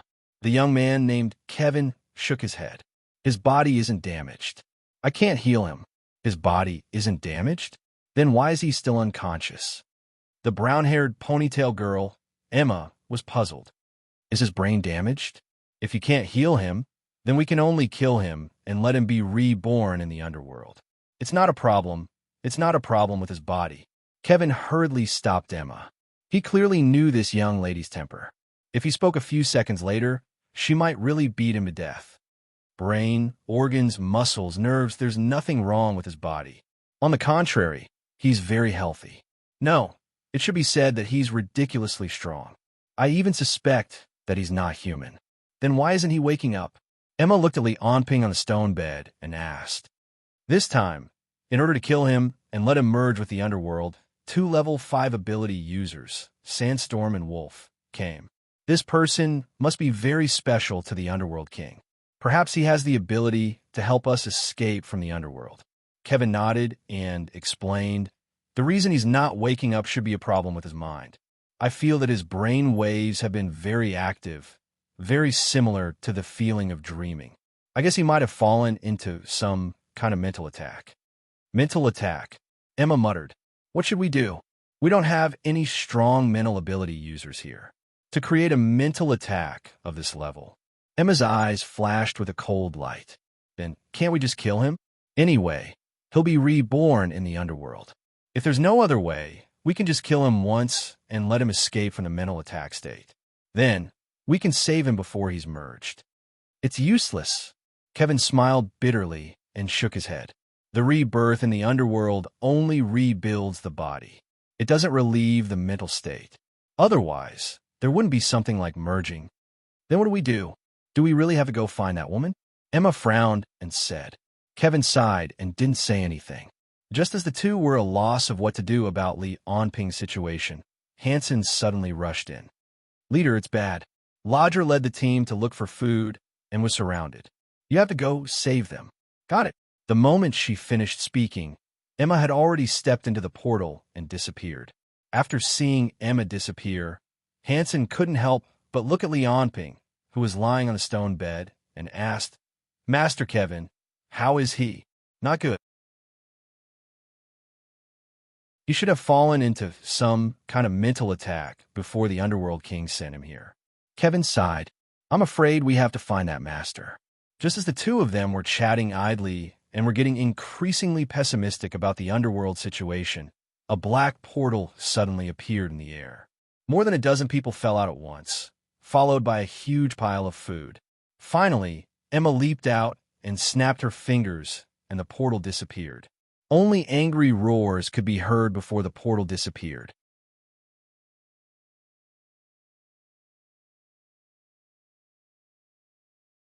Chapter 173. Among the people thrown into the cave by the portal, a burly man was lying on the ground, gasping for breath. Damn it, the situation is getting worse. He punched the ground. Leader, we can't go on like this.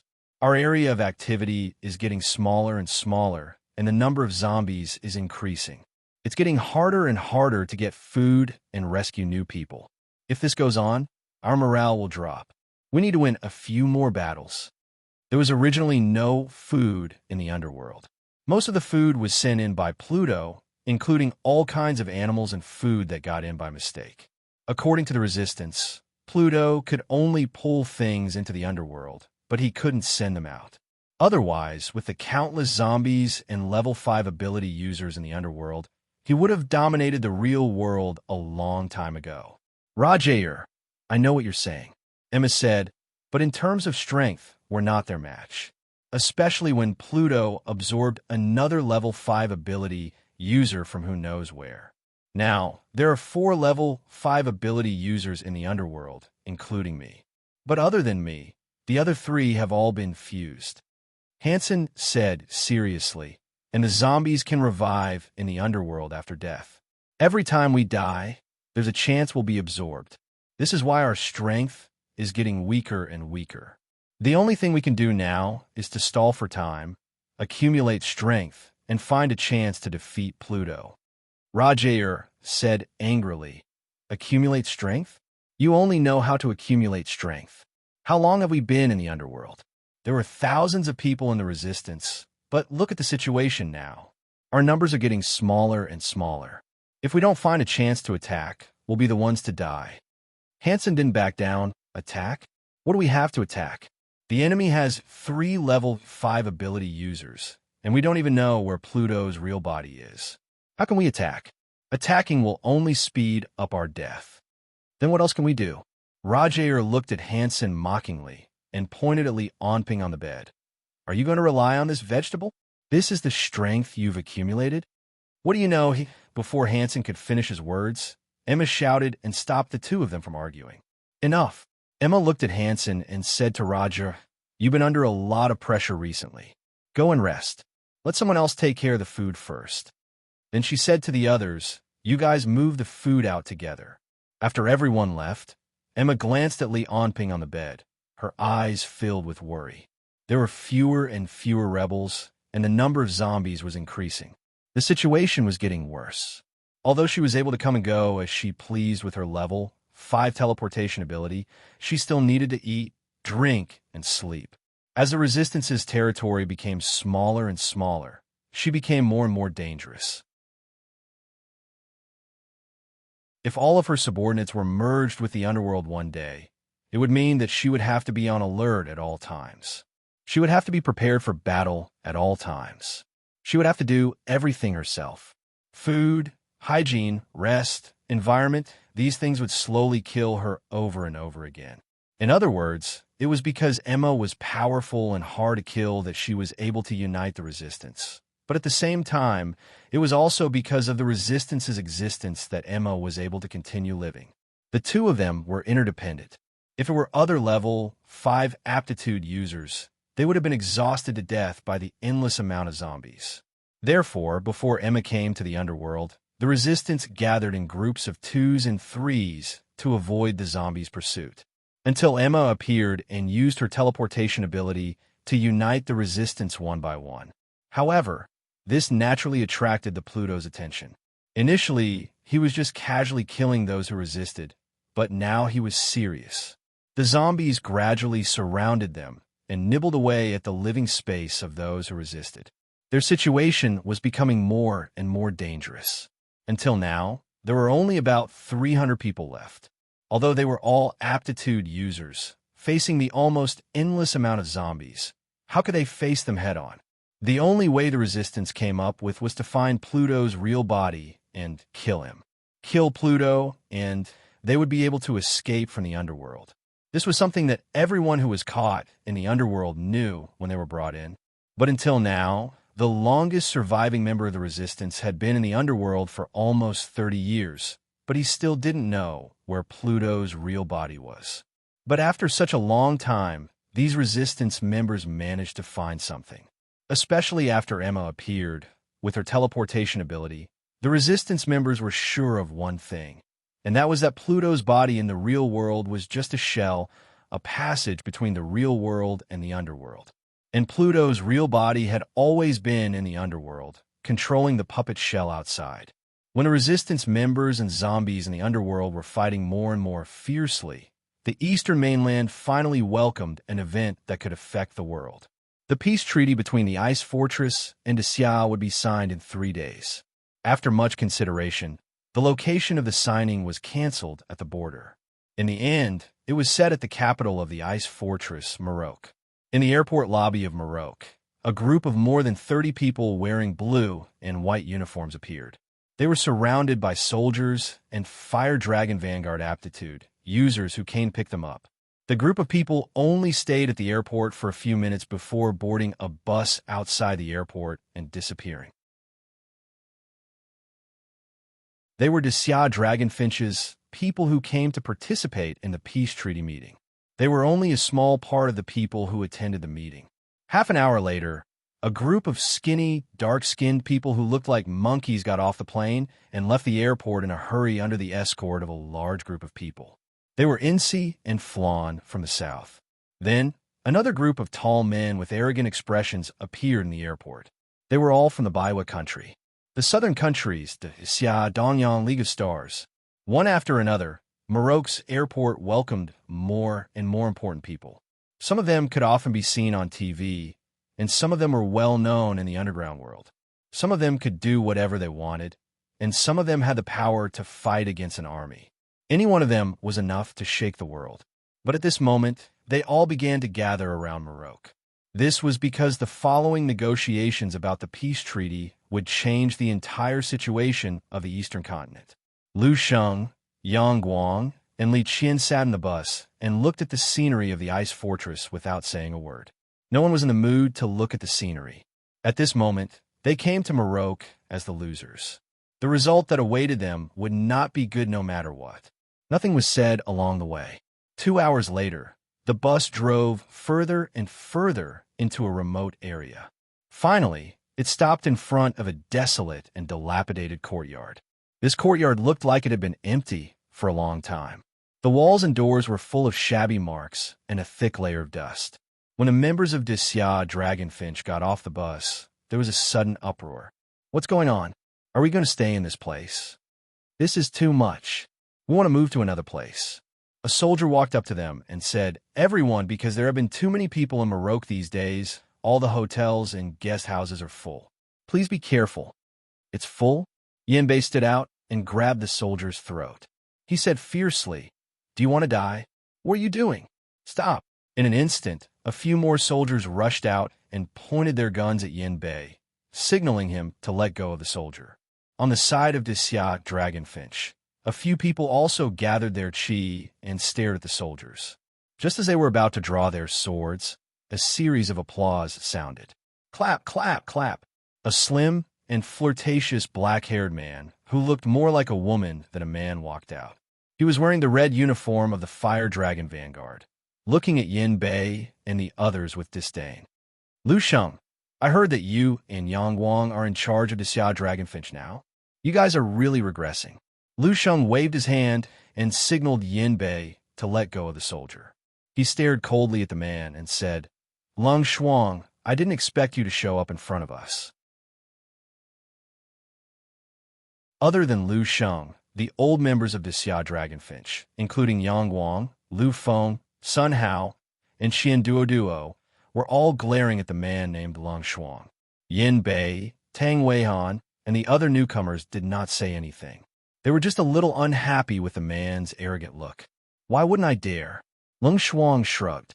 A good bird chooses a good tree to nest in. I'm just glad that I left this quagmire with Master Jerome. That's why I can look down on you guys like a winner now. He laughed and completely ignored the other party's angry eyes. Lu Sheng, to thank you for taking care of me into Xia Dragonfinch. He emphasized the word taking care and paused for a moment before continuing. I specially arranged this place for you guys. It's very quiet. No one has lived here for more than 10 years. There's no electricity or water, so there won't be anything to disturb your enjoyment. After that, Lung Shuang turned around and left happily. His laughter was so ear-piercing in the ears of the dragon sparrow guards.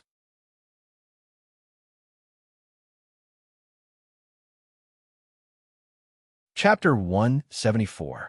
Yanbei squinted his eyes as he watched Lung Shuang leave. Suddenly, he raised his hand and activated his power. With the appearance of the collapsing force field, Lung Shuang's position shattered. Even the space around him seemed to have been torn apart. However, his body disappeared like a puff of green smoke. While Yanbei was still in shock, a voice came from behind him. Kid, do you think you're the only one with superpowers? What? Yanbei turned around and saw Lung Shuang standing behind him. He was glaring at him with a vicious expression. At this moment, Sun Hao reacted the fastest. With a flash of lightning, he reached out his hands to grab Lung Shuang. However, just like before, as soon as Sun Hao's hands touched Lung Shuang disappeared into the air like a puff of green smoke. Then, Lung Shuang's voice came from all directions. Sun Hao, long time no see. You're still so weak. No wonder the Xia Dragonfinch is regressing. Are they all trash like you? I'm just playing with you guys today. See you on the day of the conference. Sun Hao's face flashed with anger. However, he did not make another move because Lu Sheng had stopped them. All right, Lung Shuang's superpower is optical displacement. If he tries his best to escape, it'll be hard to catch him. Are we just going to let it go? Yanbei said coldly. What else do you want? Lu Sheng said. The purpose of this conference is to reduce our losses during the conference. We're not going to cause trouble. After Lu Sheng finished speaking, he realized that Yin Bei had already turned around and walked away. Where are you going? I'm going to find a place to stay. Yin Bei turned around and glanced at the house. I don't want to live in this godforsaken place. Seeing Yin Bei leave quickly, Lu Sheng shook his head helplessly. Tang Weihan, follow him. Don't let him cause trouble. Tang Weihan nodded and chased after Yin Bei to leave. All right. Everyone, pack up and move in first. Following which, Lu Sheng and Yang Guang began to arrange their accommodations. They would be on guard duty during the day and at night. However, their morale had fallen due to the news of Li Onping's death. Now, after Lung Shuang's provocation, their morale plummeted. In particular, many of the new members of the Xia Dragonfinch, like the left branch, did not come to Morocco with the rest of the team this time. He directly went through the procedures to resign in the country and join the 9 great royal families. This caused the negative emotions within the Xia Dragonfinch to accumulate to a peak. Lu Sheng and Yang Guang couldn't do anything about it. Suddenly, Lu Sheng frowned and walked to Li Qian. He patted her shoulder and asked, "Are you okay? You didn't say anything along the way." I'm fine." After Lu Sheng patted her shoulder, Li Qian was like a frightened deer. She replied nervously. Lu Sheng patted her shoulder and said gently, "Don't worry. Master's second ability hasn't disappeared. He shouldn't be dead yet." Li Qian nodded and didn't say much. She followed everyone into the house. She knew that Li Onping claimed that her surveillance ability was his. Because the surveillance ability was still there, Lu Sheng and the others still had hope that Li Onping was still alive. But Li Qian knew that this ability was used by her. It had nothing to do with Li Onping. Li Onping hadn't contacted the Xia Dragonfinch for a long time. Even Li Qian only had a slight trace of hope in her heart. So this time, Li Qian came here with only one goal. Pluto. In the endless sea of consciousness, Black stood in the center. Li Onping circled around him and attacked him with punches and kicks from time to time. However, Black easily blocked them. But every time after blocking Li Onping's attack, Black didn't chase after him. If one were to take a closer look, one would find that there were several serious cracks on the Black figure that represented Black. Nobody knew when it started. Li Onping, do you still want to struggle? Your power is getting weaker and weaker. I'm afraid that if I kill you a few more times, your consciousness will disappear forever. How good are you? Li Onping snorted and threw a punch at Black again. However, he was punched back by Black. Although in this spiritual world, Li Onping's consciousness would gather again after each death, he would become weaker every time he was reborn because of the lack of rest. Black, on the other hand, was not in a good condition either. Under Li Onping's fearless attacks, Black's consciousness was severely damaged. Unlike Li Onping, he couldn't be reborn here. Once he was chased out of Li Onping's sea of consciousness, he would become a rootless duckweed. So, although he had the upper hand in terms of power, he was always careful and didn't dare to get hurt. That's enough, Li Onping. At most, we can share our bodies temporarily. Can't you feel that our bodies are in danger now? Black saw that Li Onping was still attacking, and a strange look flashed in his eyes. He began to persuade. We've been sucked into a strange space by Pluto. The situation is very dangerous now. The people who saved us are getting worse and worse. I'm afraid they can't hold on for long. Why don't we stop and make peace for now and get through this crisis first? What answered him was Li Onping's fist. Black grabbed Li Onping's fist and then grabbed Li Onping's neck. He said angrily, "Are you really not afraid of death?" "Of course I don't want to die." Li Onping stared at Black's eyes. His tone was cold, revealing a deep chill. "But I definitely don't want to be controlled by you. Once I compromise and let you have the authority to control my body, I'm afraid I can't get rid of you anymore, right?" A strange look flashed in Black's eyes. He originally wanted to use the dangerous situation outside as an excuse to make Li Onping relent. As long as Li Onping showed the slightest flaw, he would rush straight in and directly destroy Li Onping's consciousness in one breath. He didn't expect Li Onping to directly reject him. His tone was even more resolute than before. Black sensed that Li Onping's spirit seemed to be getting stronger and stronger as the battles in his sea of consciousness went on, and he died again and again. It was as if Li Onping had entered an inexplicable state. A fierce look flashed in Black's eyes. He tore off Li Onping's arm. "Since you don't know what's good for you, I'll kill you today and erase your existence forever." Li Onping didn't react to having his arm torn off. He didn't even frown. Instead, he opened his mouth and bit at Black's head. "Ah!" Black screamed. He smashed Li Onping into pieces with a punch. However, a palm-sized wound appeared on his face. Wisps of black smoke came out from the wound. Li Onping, on the other hand, had already been reborn. With a swoosh, he charged towards the screaming Black. "Never give up. Never compromise. I'd rather die than live in dishonor." When the battle in the Sea of Consciousness was in full swing, the situation in the underworld was getting more and more dangerous. In a dense forest, more than 50 people were rushing. Li Onping's body was carried on Hansen's back. The rest of them looked like they were starving, cold, and exhausted. Suddenly, Roger, who was at the front of the group, threw away the branch in his hand. He said angrily, "We can't go on like this. We're always being chased around like rats. When will this end?" As soon as he stopped, several members behind him could not help but stop as well. Some of them sat down on the ground, while a few of them directly lay down. It was obvious that their physical strength had been exhausted to the limit. Hansen hurried over and said, "Roger, why did you stop? They'll catch up to us." "Run, run, run. How long do we have to run?" Roger said angrily. "How many of us are left after the base was ambushed? If we keep running like this, we'll just be struggling at death's door. We might as well fight it out with them." It turned out that the base of the resistance was discovered by the zombies. After being ambushed by hundreds of thousands of zombies, most of the resistance members were reborn. They were separated into small groups and lost contact with each other. Faced with the situation of being surrounded, losing contact, and starving, the members of the small groups finally fell into despair. Hearing Roger's words, some of them couldn't help but say, "Yes, fight it out with them. I've had enough. At worst, I'll just die." Hansen frowned. He immediately tried to calm everyone down, but it didn't have much effect. "Everyone, don't be rash. As long as the leader is still alive, we still have hope." Hansen pointed at Li Onping behind him and said, "And this newcomer was attacked by Wolf and Sandstorm, 2 level 5 ability users, the moment he appeared. He must be the key to bringing us out of the underworld?" Roger laughed coldly. "Just because of this level 4 vegetative person? Hansen, don't be naive. We can't get out of here. Even the leader, who has reached level 5, can't do anything. What can he do?" After saying this, Roger reached out to grab Hansen.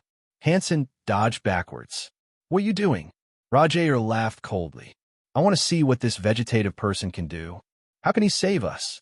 After saying this, he once again gathered his psychic energy and reached out to grab Li Onping.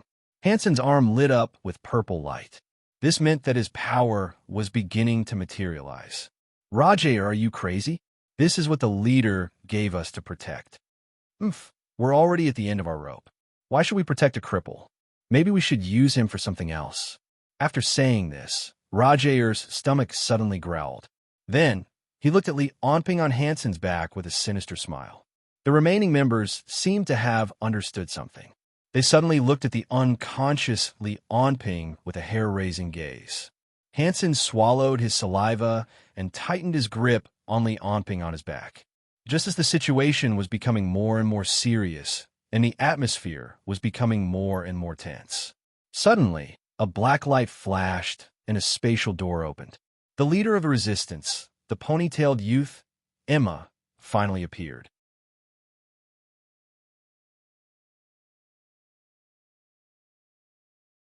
Chapter 175. When Emma appeared, all the restless rebels instantly quieted down. Emma glanced at everyone and said, "How is it?"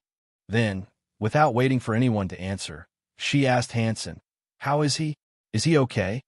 A strange look flashed in Roger's eyes, but he didn't say anything. Hansen carried Leomping on his back and walked behind Emma. "He's fine, leader. How are the others?" Emma sighed. "I only found a third of the people." After saying this, Emma didn't realize that the morale of the team was even lower. Roger even stood up and said, "Leader, haven't you noticed that the attacks of the zombies have been getting fiercer recently? Especially after this man appeared, many of our strongholds have been wiped out. The rarely seen wolf and sandstorm have been attacking more frequently." "Roger, what are you trying to say?" Hansen frowned. "Leader, before this man came, although we had a hard time, it wasn't as difficult as it is now. Now, we can't live anymore." Facing Emma's gaze, Ragel paused for a moment before he mustered up his courage and said, "The zombies' recent ferocious attacks are all because of this man. If we hand him over, I'm afraid they won't chase after us like they are now." "Roger, have you had enough? You've been targeting him since before the leader came. What are you trying to do?" Hansen shouted angrily. "Their attacks are so fierce. This means that this man is very important to Pluto. He might be our last hope to turn defeat into victory." "Ha, you also know that it might be? How many of our brothers have we sacrificed for this vegetable?" "That's right. Perhaps he was very important to the Netherworld King. But was this important enough to defeat the Netherworld King? Perhaps the Nether King wanted to get some information from him, or perhaps the Nether King wanted to personally end him. Who knew what the Nether King was thinking? You want all of us to take the risk for such a small possibility?" Hansen wanted to refute, but he didn't know where to start. At this moment, Emma said coldly, "Enough. Now is not the time for internal strife. Next, I will send you to a backup base. You can hide there for now. I will take this man to find the living dead." "Leader, you want to go find the living dead alone? It's too dangerous." "I don't agree." Hansen said anxiously, "You are the pillar of the resistance. How can you leave alone? Let me go." "Yes, leader, it's too dangerous. Leader, send out a small team. We will contact you if there are any problems." Roger's eyes flashed, but he didn't say anything in the end. Everyone tried to persuade Emma, but Emma only waved her hand and stopped everyone from speaking. "Originally, I thought that even though there was a gap between the Resistance's strength and the Netherworld King's, it wasn't like we had no chance of winning. But this time, when the other party went all out, I realized how far we were from each other. In the Underworld, we are no match for the Underworld King's army. Even if he continued to delay, he would only be struggling at death's door. However, this man was able to make the Netherworld King send out his army. Perhaps he really does know something." Emma shook her head. "I've already made up my mind. There's no need for you to try and persuade me. After I've brought you to a safe place, I'll take him to the living dead and have her awaken this man." After saying that, Emma waved her hand and a spatial door appeared in the air. Under Emma's command, the Resistance walked into the spatial door one by one and disappeared. In the end, only Hansen and Roger were left. "Leader." Hansen still wanted to persuade Emma because he knew that although Emma's ability was strong, she wasn't invincible. First of all, spatial doors that exceeded one's visual range had to be set beforehand, and the number of spatial doors that could be opened within one's visual range could never exceed 3. Although this kind of escaping ability was already very strong, this was the Underworld. Once an endless number of zombies surrounded Emma and the predetermined spatial coordinates, in addition to the 3 level 5 ability users eyeing covetously, even Emma would be in great danger. But seeing Emma's determined eyes, Hansen didn't say anything in the end. This young girl had already taken on too much. Hansen put Leomping on the ground and silently walked towards a spatial door. "Leader, you must come back. We can't do without you." Emma nodded in silence. After Hansen disappeared into the spatial door, Roger looked deeply at Emma and suddenly asked, "Leader, do you know where the living dead are? Where do you plan to find them?" The so-called living dead weren't really dead people. Instead, it was a nickname that the rebels gave to the other party.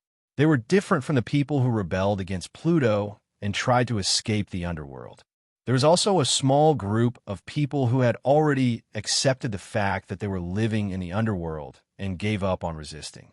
They were just like rats avoiding the zombies' attacks and struggling at death's door. The resistance called these people the living dead, which also meant that they looked down on them. The leader of the living dead was a spirit-type ability user. This time, Emma wanted to find him to heal Lianping. North. Emma thought for a bit and said, "That was the last place we had news of them." Roger nodded and walked towards the spatial door. "Leader, please put your safety first." "Don't worry, I will." After Roger left, Emma opened another spatial door, stepped in, and disappeared. The dense forest once again returned to its tranquility, as if there had never been a trace of anyone. Morocco, Xia Dragonfinch's house. Li Qian was staring at a newspaper in her hand and flipping through it nonstop. On her were the new surveillance targets that she had set up in the ice fortress through various channels. During this period of time, she had been analyzing the information every day. Because she didn't have Li Anping's superhuman processing speed, she could only read line by line. It was very slow and very tiring. However, she had no intention of giving up.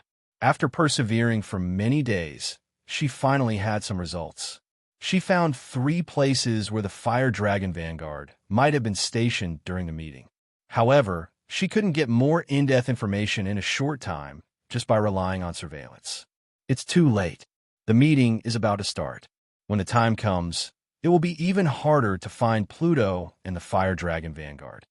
Li Qian frowned as she thought to herself. Ever since she came to Morocco, she felt like there was a ball of fire burning in her heart. Therefore, Li Qian quietly left the room that afternoon. However, when she left the door, a pair of hands suddenly patted her on the back. "Who is it?" Li Qian was startled. She turned around but didn't see anyone. A girl's voice came from the air. "Where are you going?" "Who are you?" "One of the Fire Dragon Vanguard's people," Li Qian said coldly. "Can't we even leave now?" "I'm not one of the Fire Dragon Vanguard's people. My name is Roland." Following this female voice, a beautiful girl with a graceful figure and purple hair suddenly appeared in front of Li Qian. "I'm also one of the ability users of Xia Dragonfinch." "Roland?" Li Qian frowned. "I've never seen you before. Other than Lord Lianping, almost no one in Xia Dragonfinch knows of my existence." Roland looked at Li Qian and sighed. "You haven't answered my question. Where are you going?" "Why should I tell you? Are you going to find Pluto?" Roland looked at Li Qian indifferently. "Don't be surprised. I've been watching over you." "You." Seeing Li Qian's angry and surprised expression, Roland sighed and said, "It was Lord Lianping who told me to stay by your side." Roland thought for a moment and finally said, "He told me to protect you, so I won't let you seek revenge on Pluto alone. If you do that, you'll only be courting death." "I didn't expect him to send you to protect me." Li Qian suddenly smiled. The slightly upturned corners of her mouth gave off a feeling of happiness. After a moment of silence, she slowly said, "I'm not going to seek revenge. I know that there's no way I can kill Pluto. I just want to find him." Roland had been with Li Qian for a long time. As a woman, she understood her feelings very well, although she didn't agree with Li Qian's crazy love for Lianping. "I must go once. Don't worry, I won't get into a conflict with the Fire Dragon Vanguard's people. I'm just going to take a look from afar. That should be fine, right? Even if I find traces of him, I'll definitely come back and discuss it with Lu Sheng and the others." Under Li Qian's incessant pleading, Roland finally agreed helplessly. "I'll go with you, but you have to promise me that you'll stay more than 1 kilometer away from them. Don't cause any trouble. Also, you have to come back here within an hour." Night in Morocco, in a palace somewhere. The sound system in the room was playing classical music. The black-haired, black-eyed Pluto was lying on a sofa. His eyes were tightly shut, and his expression was relaxed. He looked like he was sleeping. Suddenly, there was a knock on the door. Pluto's eyes were still closed. He said indifferently, "Come in." Zhurong carefully walked into the room. Originally, with his strength as a level 5 ability user, even if he betrayed the Fire Dragon Vanguard and joined the Fire Dragon Vanguard, he wouldn't be so respectful to Pluto, the strongest person in the Fire Dragon Vanguard.